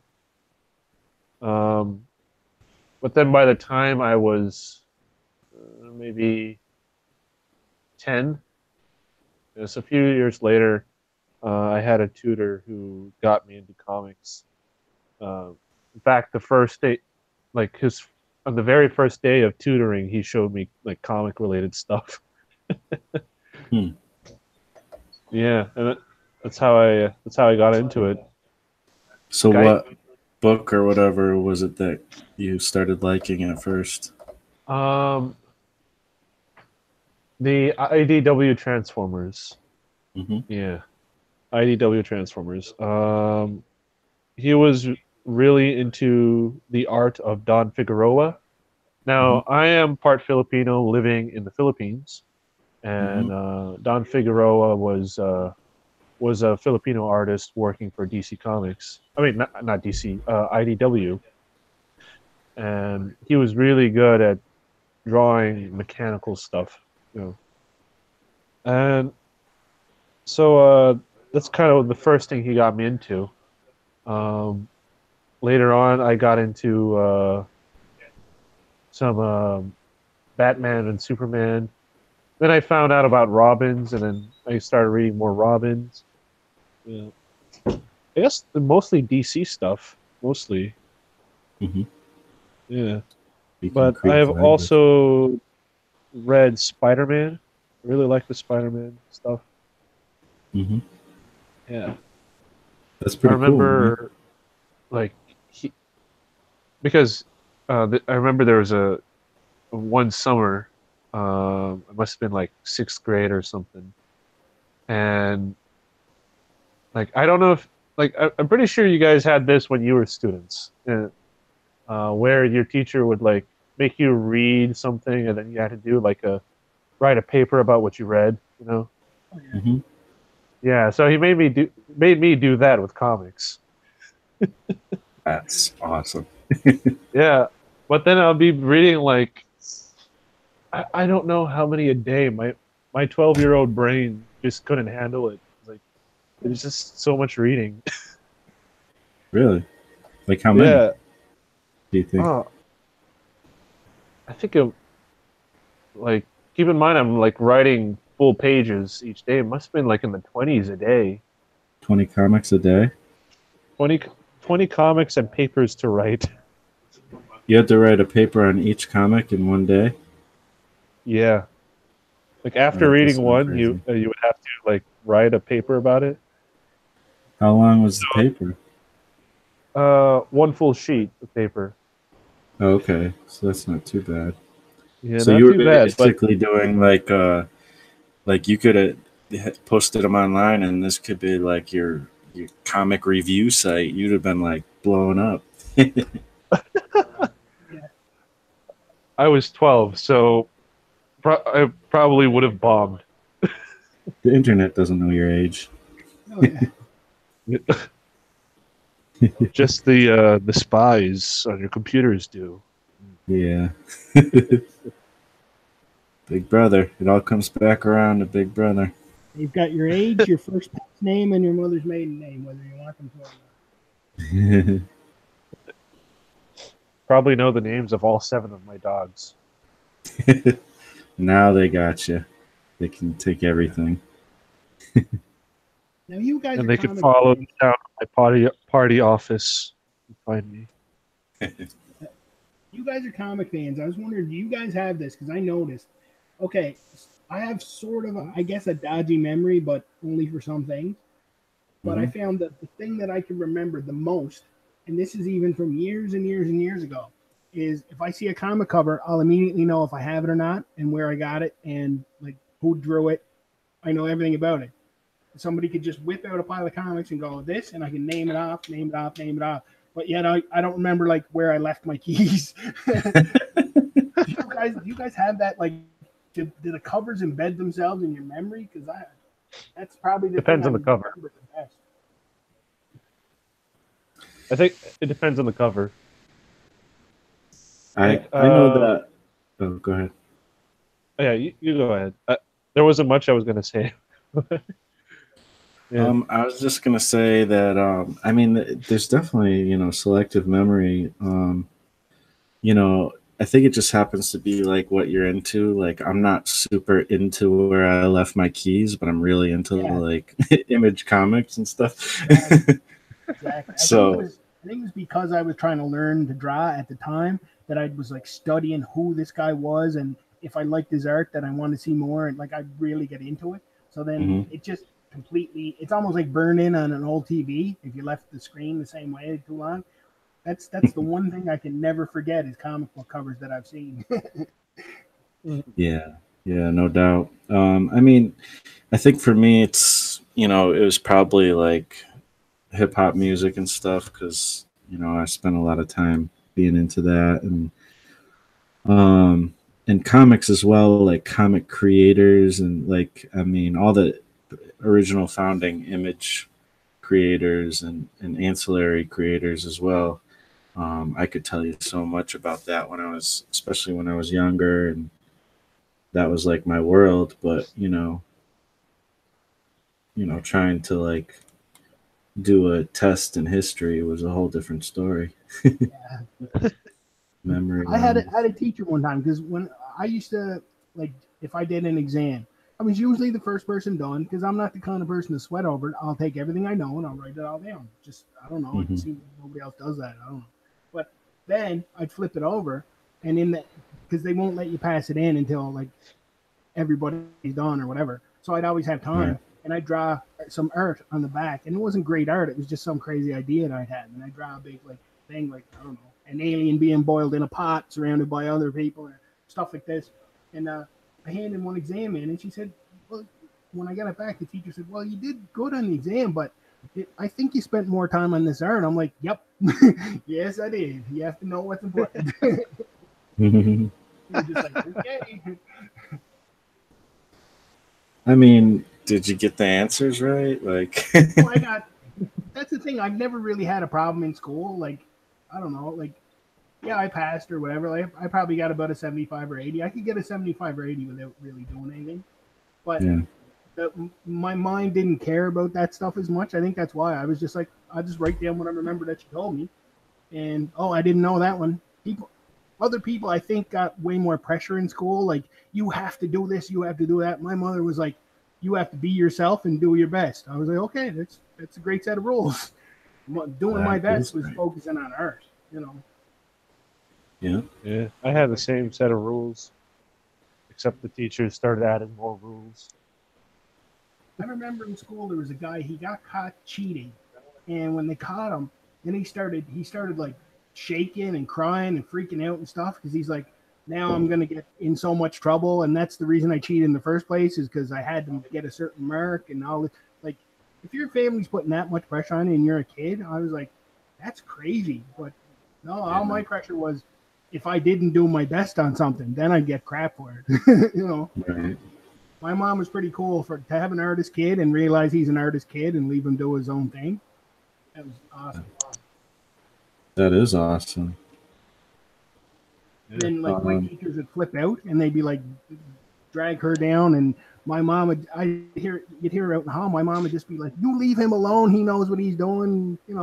He's his own person." I was like, "Wow, that's pretty cool." That's awesome.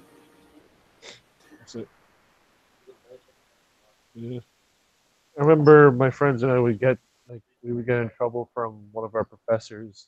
She'd say, "Stop! Like, I know you're doing well in our class, but that doesn't mean you get to draw in it." Yeah, class. They were just very, very much hitting me up with that. Well, you got to have a realistic idea of like what the world's like, and you need to get like a job that's more steady. Like art isn't gonna do it. I really wish they didn't do that. Yeah, because I think that you can do whatever you want as long as you work hard. Like I wish they just said, whatever you like, just what I said, I wish they were just like, yeah, if you want to do it, sure, but you got to work super hard at it. So, make it happen, or else you're going to, go in the military or Exactly. something. Shouldn't tell them Yeah. one way isn't the right way. You should say whatever way you're doing, just do it. Like make Yeah. sure you do it. You know. Because I remember thinking when I was a kid, I'm like, yeah, but like all these other people are artists and they have jobs. Like, what's different than me? Yeah. If art can't be a job, Yeah. what are these comics? Like where do they come from then? You know. Yeah. Yeah.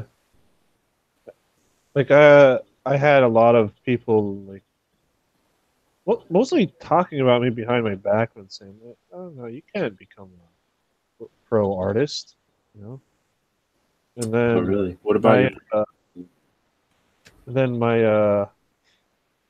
my thesis ended up being like an opposition to a statement like that.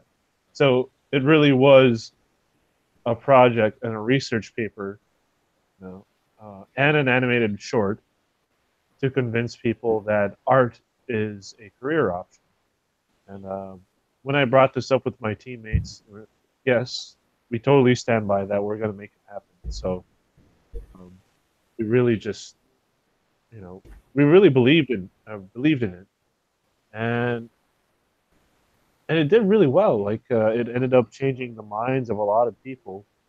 And then I got to, like, several months later, I got to say to those people talking behind my back, I'm like, hey, guess what? What? I'm a pro artist now. Yeah. I'm working That's professionally. awesome. I actually have a salary for this, man. Okay? Mm-hmm. You could hush now. Yeah. Still That's friends. awesome. Still friends. Yeah. So what about your parents though? What were their attitude about you pursuing art?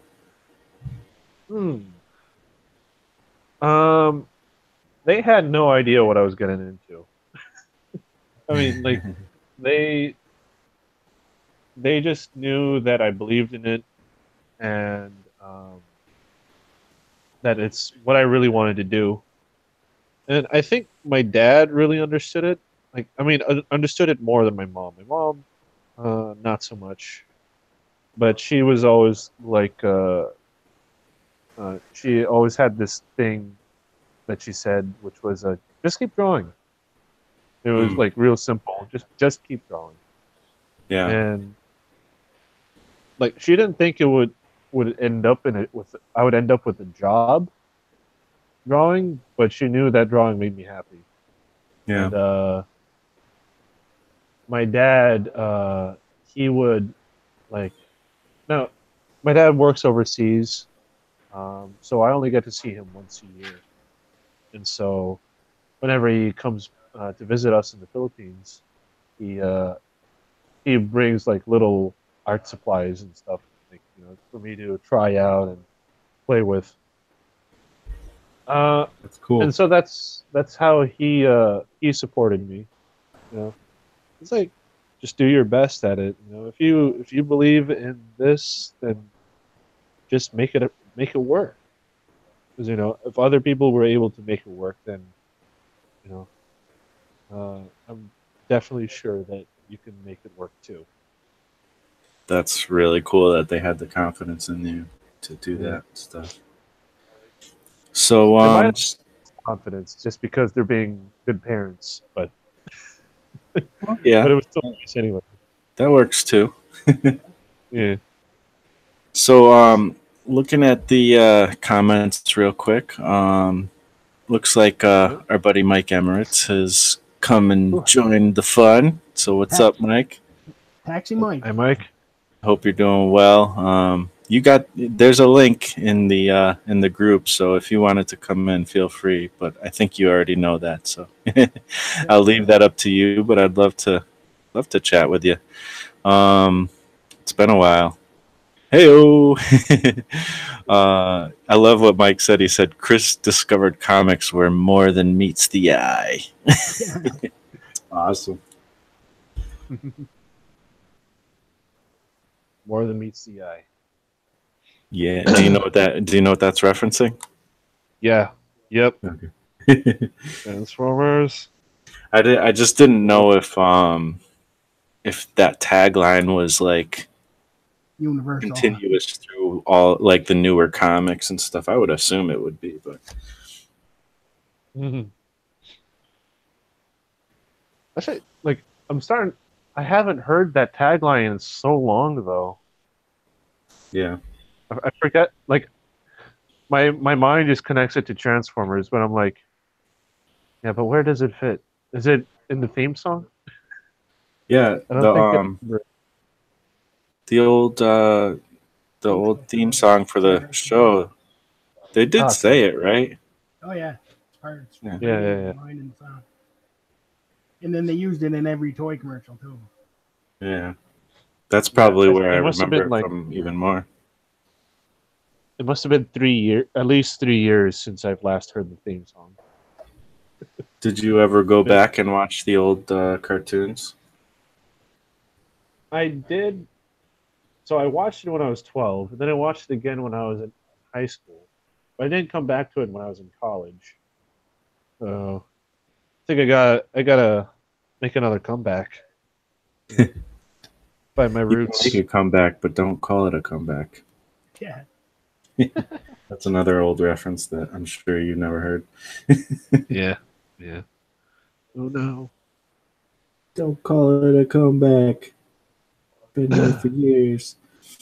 The old LL Cool J song. That's the Mama Said Knock You Out. Love that song. Yeah. So is Mike gonna be on? I'm like wondering about No, that. he said he has to head out, but hopefully he'll Ah. come on at some point, one of these days. I think he said he's actually up for one of the early bird art casts, so he must be on that later schedule again. Yeah. Although it's still somewhat early, I think. What time is it? Oh, here it's getting really late.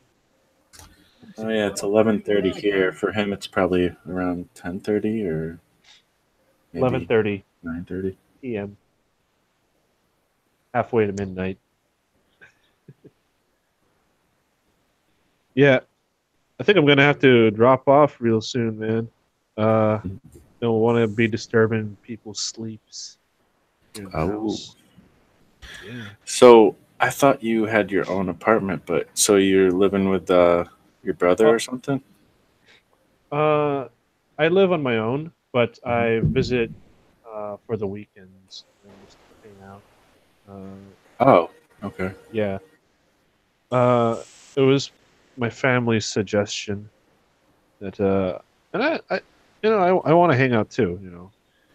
Kind of, kind of sucks being alone every day. You know, Oh yeah. I, I'm the kind of person that actually needs company. Yeah. Because staying on my own for hours and hours, it drives me mad. I'm like, I would just like there were times where I would just like, you know what, I'm like getting real tired of being alone, so I'm just gonna head over to a coffee shop just to interact with people, like even if it's just the cashier. Yeah, I'm kind of well, I like being alone, but I can only do too much of it or so much of it. I do need to get out a little bit every day at least, or not necessarily get out, but be around people for sure. Yeah, I'm like a be around super. people even if they're not talking. You know, just know that they're there. Yep. I'm a super hermit. I can't be by myself for more than 100 years straight. That I know of. I think I could try though. Like I usually don't go anywhere because I like to stay home. Because if I stay home, that's where I do my art. So Yeah. just I don't know. It's the main priority in my life right now is making art because I love doing it. Yeah, I mean, I'm mostly the same way, but I feel what he's saying about being, you kind of when you're used to being around people all the time, it is weird when you're kind of alone all of a sudden.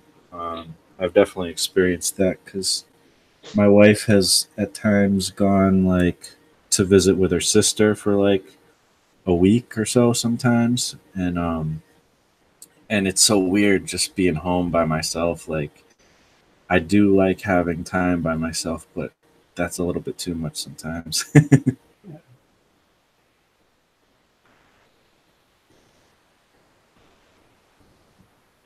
Yeah, think the if I was always like if I was by myself for years, maybe that would be different. But I still feel like I'd need to be around people, so I don't know. yeah, Most people I need to think the socialize. I just don't. yeah, I think the social interaction is an essential. You know, I feel like it's a human need. Yeah. Yeah. Well, it definitely is. I mean, there's that whole, you know, if a, if a baby is like taken care of, but they don't have any like actual like physical interaction and stuff, they sometimes they'll just like literally die. Like Oh yeah. they literally need that the touch of another human. Yeah.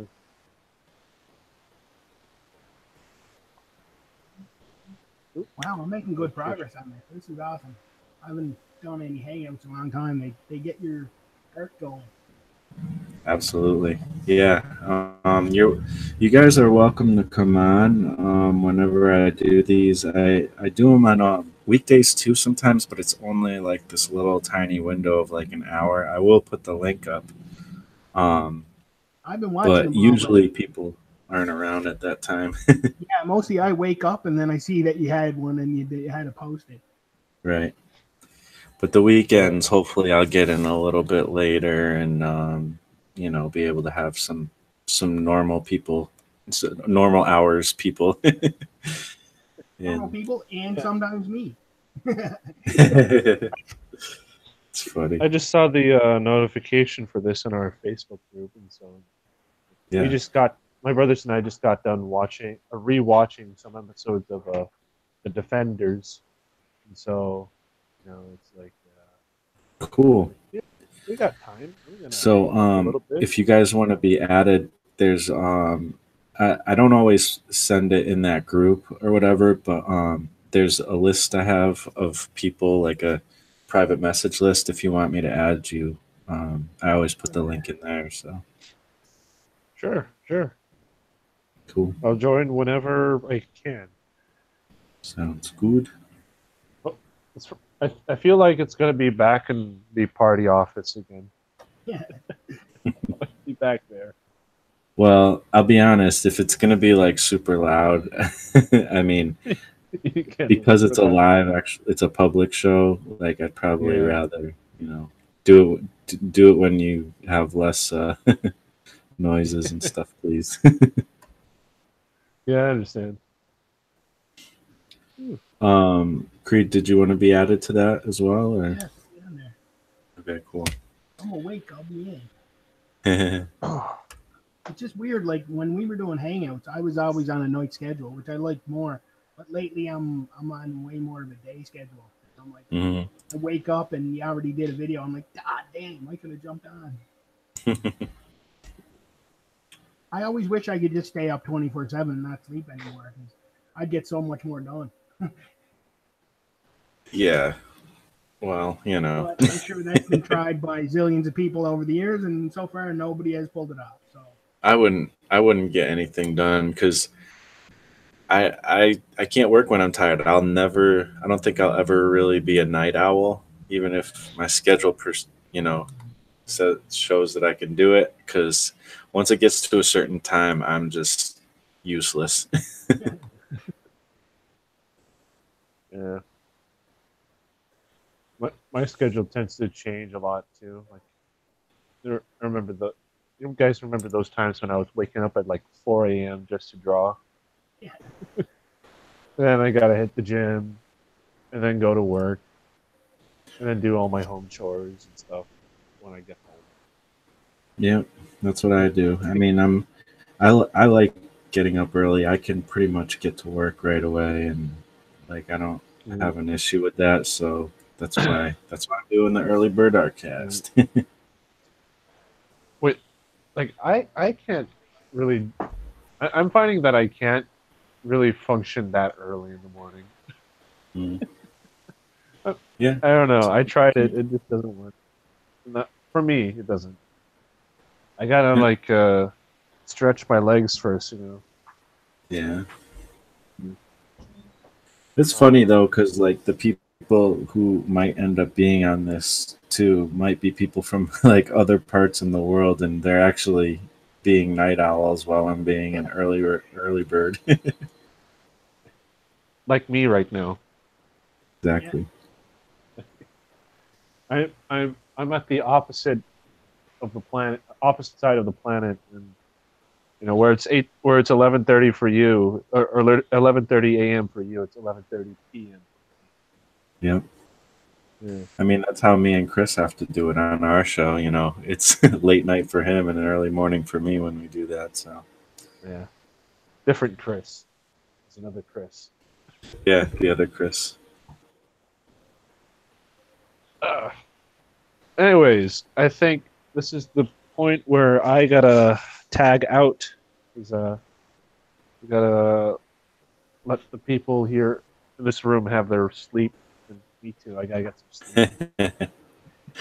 All right, man. Well, Yeah. appreciate you coming on, and again, everybody check out Chris's stuff. His links are in the description already. So, yeah, thanks for coming on, man. Yep. Just writing it down. Ooh. Okay. Links. Or just get the Instagram right there if anyone can read that. At Sketch. I Sketch Son. Yeah. We got a little Luke Cage doodle right over here. Looks I guess good, I man. should also mention that soon I'm going to be setting up. I'm going to be setting up some commissions real soon. Not sure how soon yet. I still need to fix up some prices with the courier. You know, I'm working on some sample illustrations, but basically, I'll be doing like this traditional pencil and ink illustrations for people because I gotta pay rent. Yep. Well, Yeah. cool. We'll be looking out for that, and yeah, Real if you come soon. back on, you know, we can kind of watch you do some of that stuff. Yeah. Is it okay?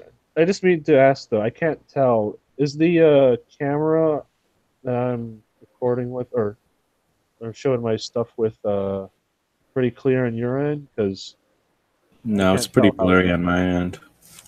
Ooh. Yeah, it is kind of fuzzy. I mean, I can get a pretty good gist of what you're drawing. I can tell it looks cool, but I can't see like if there's any cross hatching or something, tiny lines. I can't tell. That's okay. But were you able to read the I Sketchson bit? The I. I could read it, but it was a little tough to read. Yeah. Anyways, links are in the description. Yep. Yeah. Anyways, thanks for letting me hang out, Marshall. I will look out for the next Early Bird Artcast. Awesome. Thanks for coming. Yeah. And you too, Creed. Stay awesome. You have a good one, man. Yeah. Later. Sweet. Now that he's gone, no. So, Marsh, what are your general art plans? Like, I know you're working on this one, then you're working on Corncob Rob, and you're working on, I don't know, probably a few other things. Yeah, I mean it's I'm trying to make a new comic every month That's cool. for Patreon, and you know, some of those will be like Corncob Rob will be like to be continued, so I'll continue that another month. Sort of like a one-man anthology, but not all put together.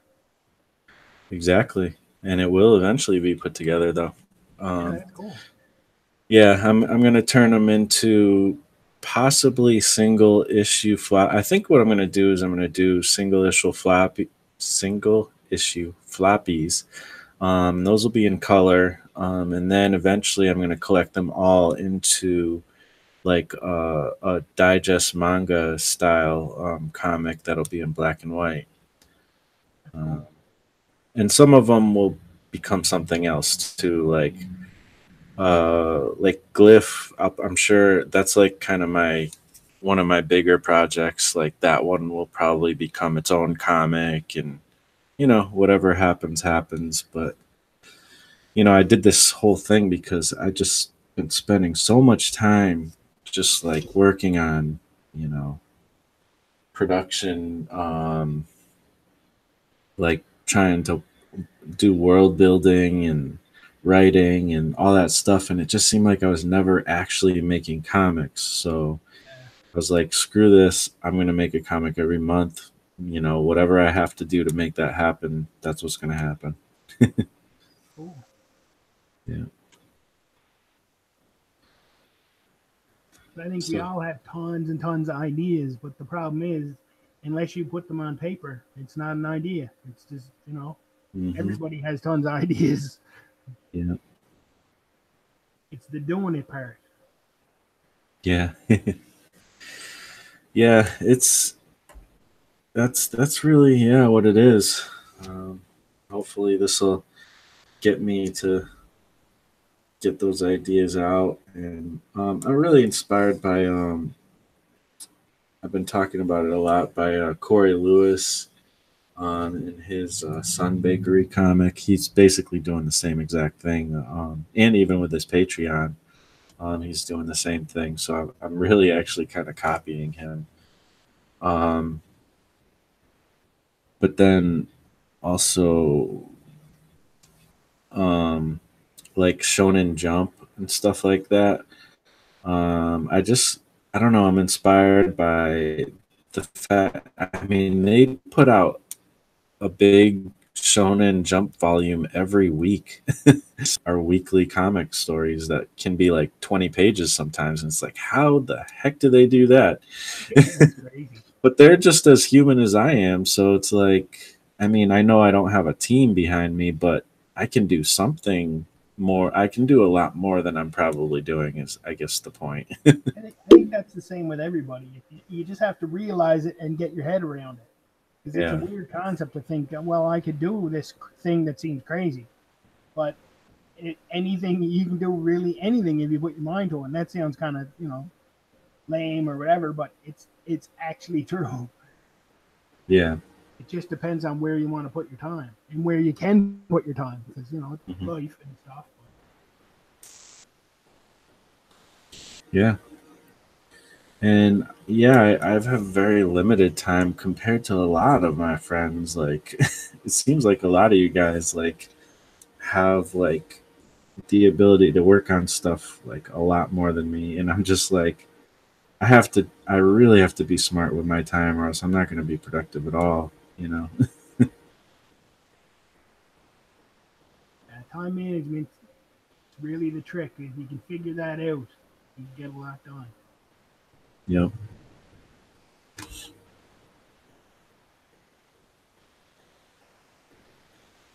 Trying to figure out how to draw this action scene. I'm changing it up from what I originally intended. So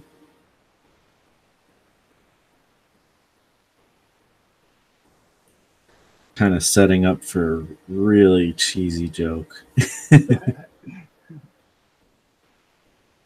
So,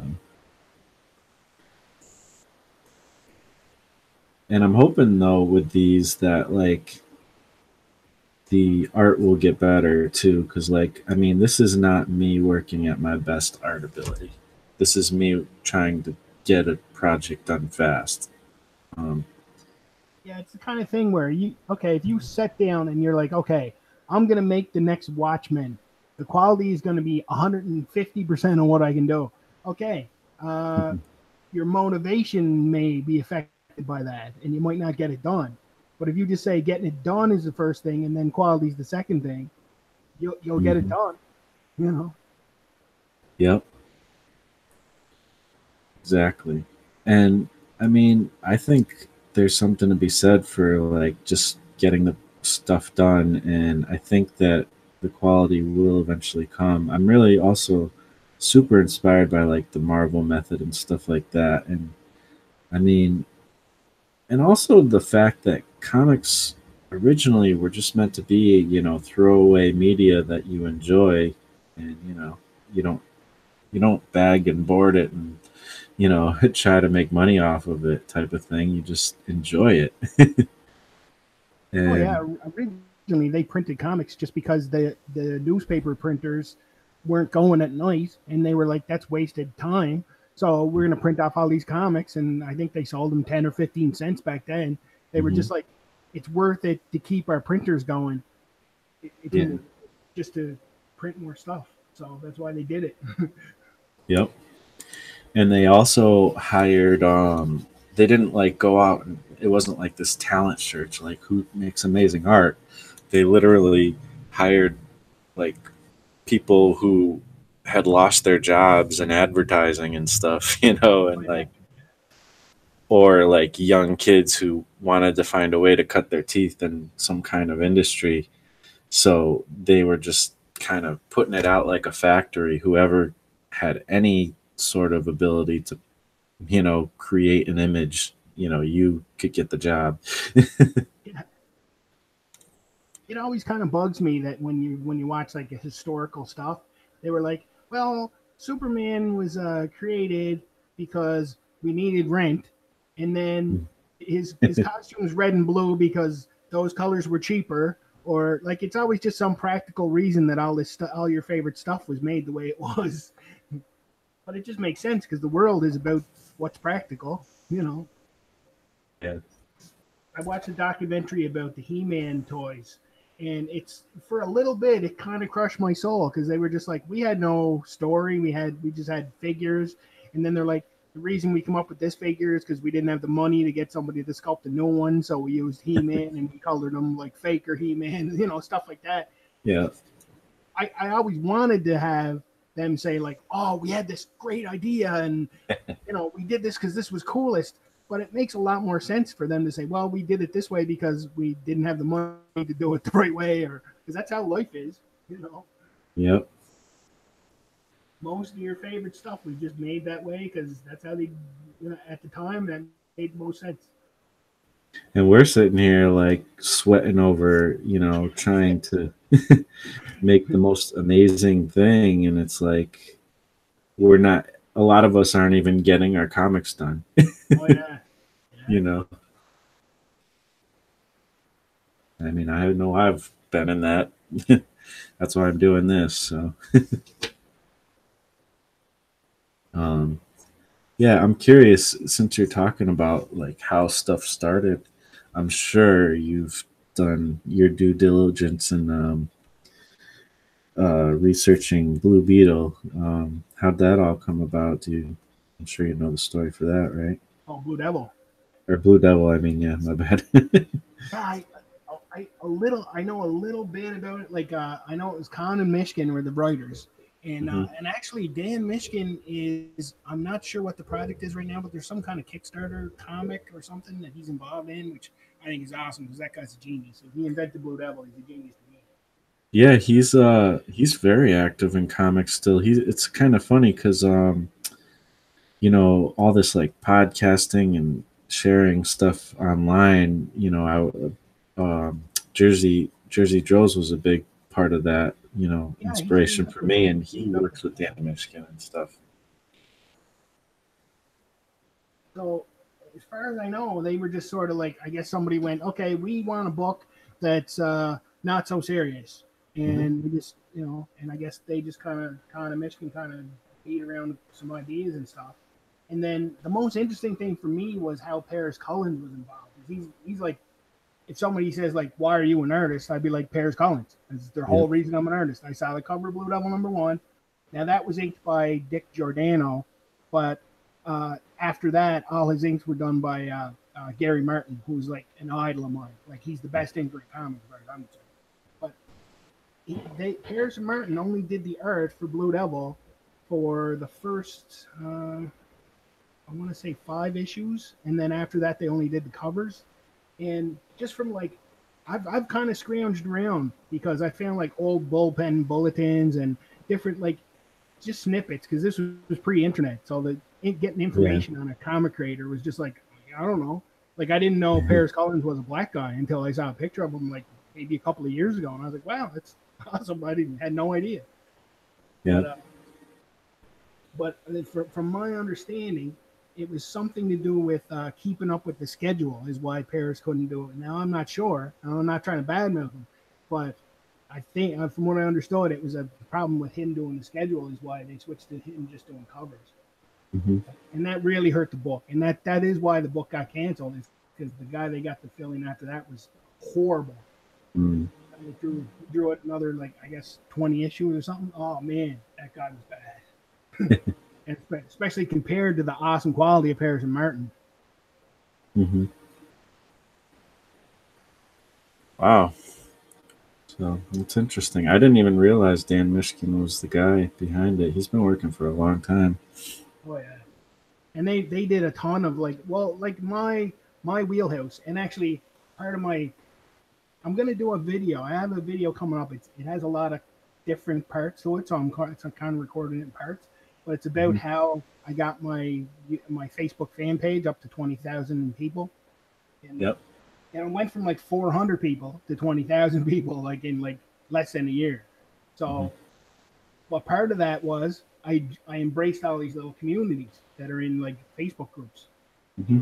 Part of that is I did regularly. I post a comic book cover to the comic book groups that I'm parts of. And it turned out that every cover I did was Bronze Age DC, like the classic when I was a kid comics. I don't know why. That's what I like best.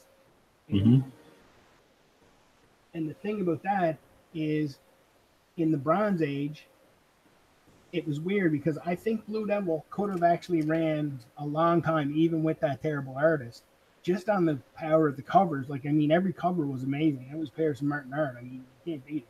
But the problem with that is DC, right around the time Blue Devil ended, was right around the time DC was completely changing everything with the Crisis.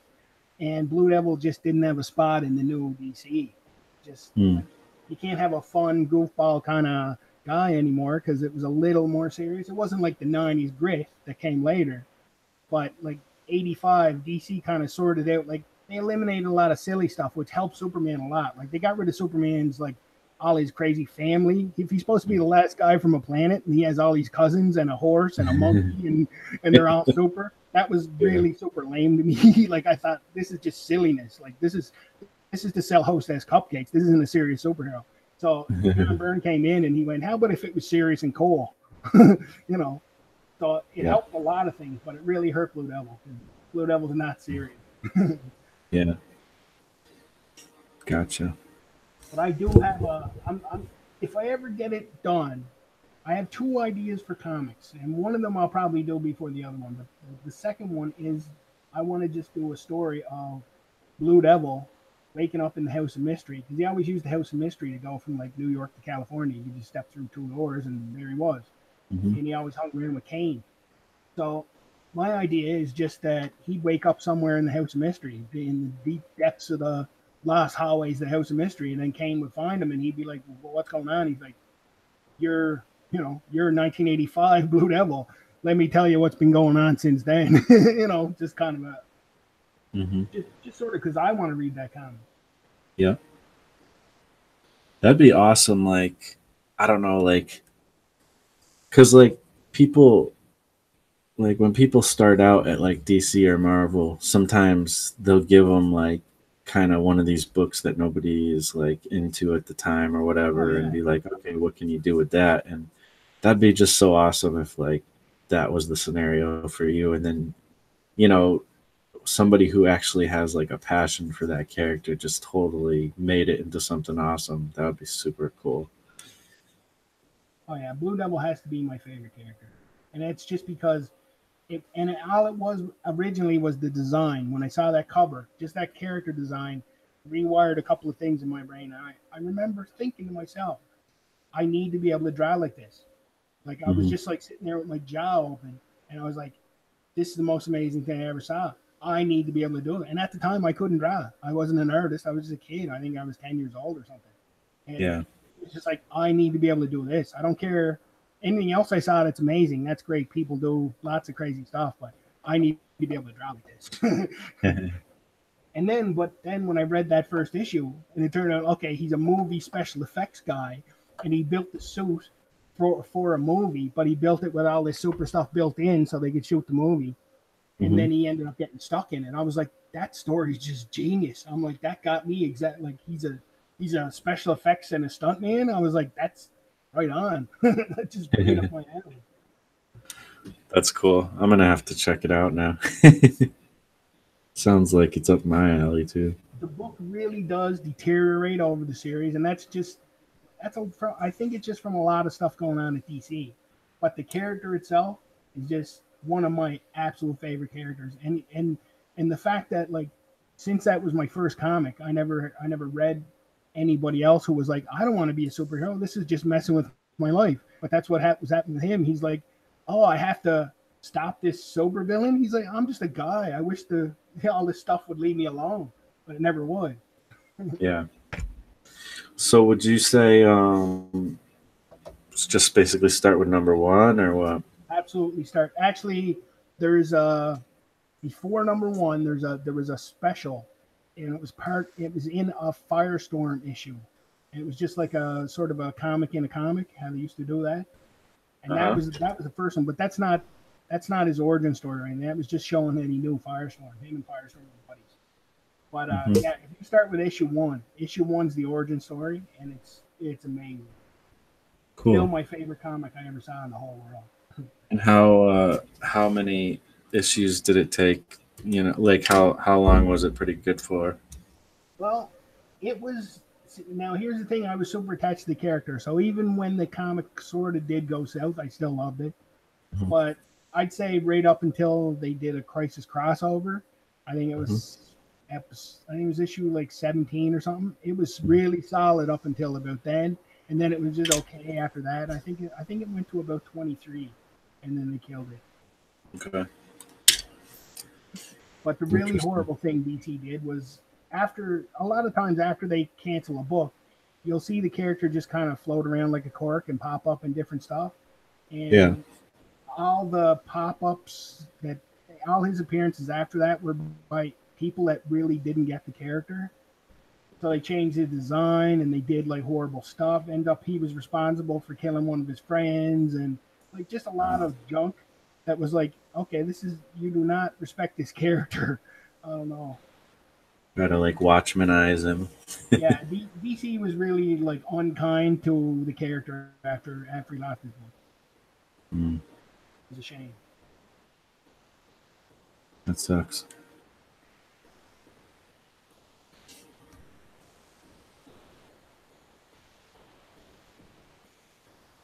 I'd still say if somebody said, okay, what comic to you has the best art, one single issue, I'd say Blue Devil number 4 right away. Yeah. That's the first one I go to because, and this one panel where they Blue Devil gets Zatanna and they're trying to track down the demon that stuck him in his suit.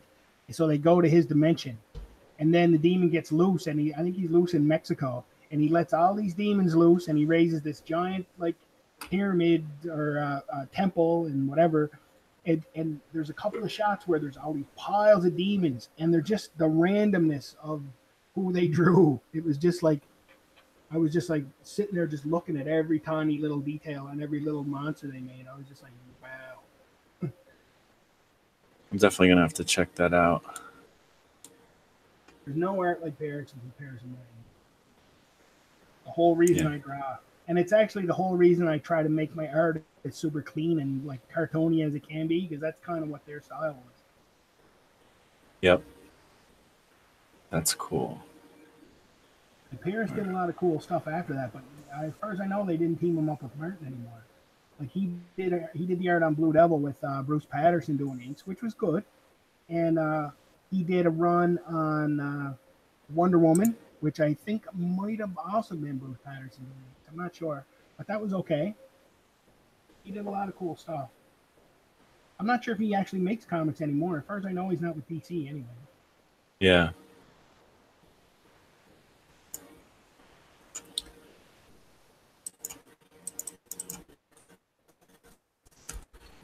Be definitely interesting to find out. Last I I'm gonna heard, check out what they got on for Google. some kind of independent company, maybe even running it. I'm not sure.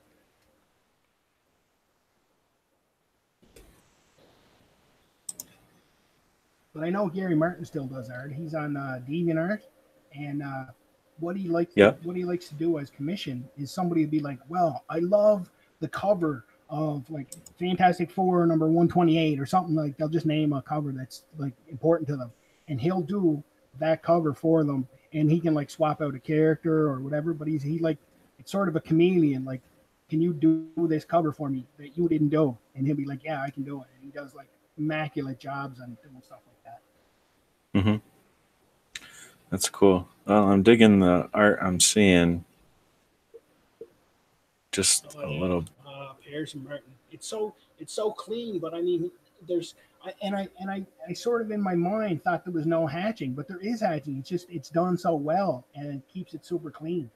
Just yeah, I love Harrison Martin art. Find some of these. I'm sure I can find it in dollar bins and stuff. Oh yeah.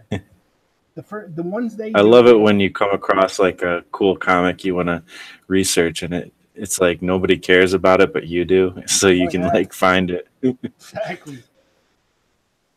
Yeah, I think they do the art for, I believe it's 1 to 5, and then also the Summer Fun Annual is fantastic. How many times I wonder did they restart it?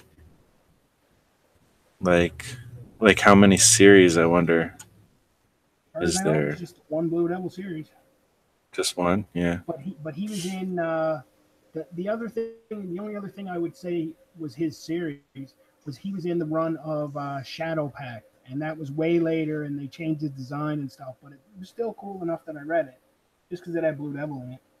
Yeah. Cool. Alrighty. So I do think I am going to start closing up here. It's no longer morning. So I can't do the early morning Artcast anymore, can I? No, I think technically you cannot. It's noon here at least. It's still morning some places, but yeah, again, all the different things, check out the links in the description. Alternoween is definitely something cool to support. Monkey Junk. And then, of course, my comic. If you want to support and read the comics, that would be awesome. And then we got Creed. Love the look of the new site and the stickers and all that. That's awesome. And Chris Isaacson was on. So all that stuff is in the description. So definitely check all that stuff out. Yeah, the show was full of good stuff. Yeah, what'd you say? The show was packed full of good stuff. It was brought to you by all this awesomeness, man. Exactly. But yeah, Creed, where can people find you on the social medias, though, so they can keep up with what you're up to? Creed Stonegate on Instagram is I post at like 4 or 5 things a day. Wow. Some art, and what I started doing on all my things is it's a mix of art and inspiration. So the stuff I'm inspired by and my art. So it's sort of just a cool entertainment feed. So Instagram, Creed Stonegate, Twitter, Creed Stonegate, InfiniteCoolness.com, and then there's my YouTube is Infinite Coolness with Creed Stonegate. I'm everywhere. That's awesome. So if you're into some cool retro stuff and newer stuff too, just all that inspiration, that's cool. I see some things I already want to check out. That Yeah, I started posting a toy a day because I found a big tub of toys I had in an old corner somewhere. Stuff like nice. That's fun. that. Just for fun stuff for retro maniacs. Awesome. And you guys know where you can find me, donkeyjawprojects.com. Right here, And subscribe to this channel to follow Marsh. yep.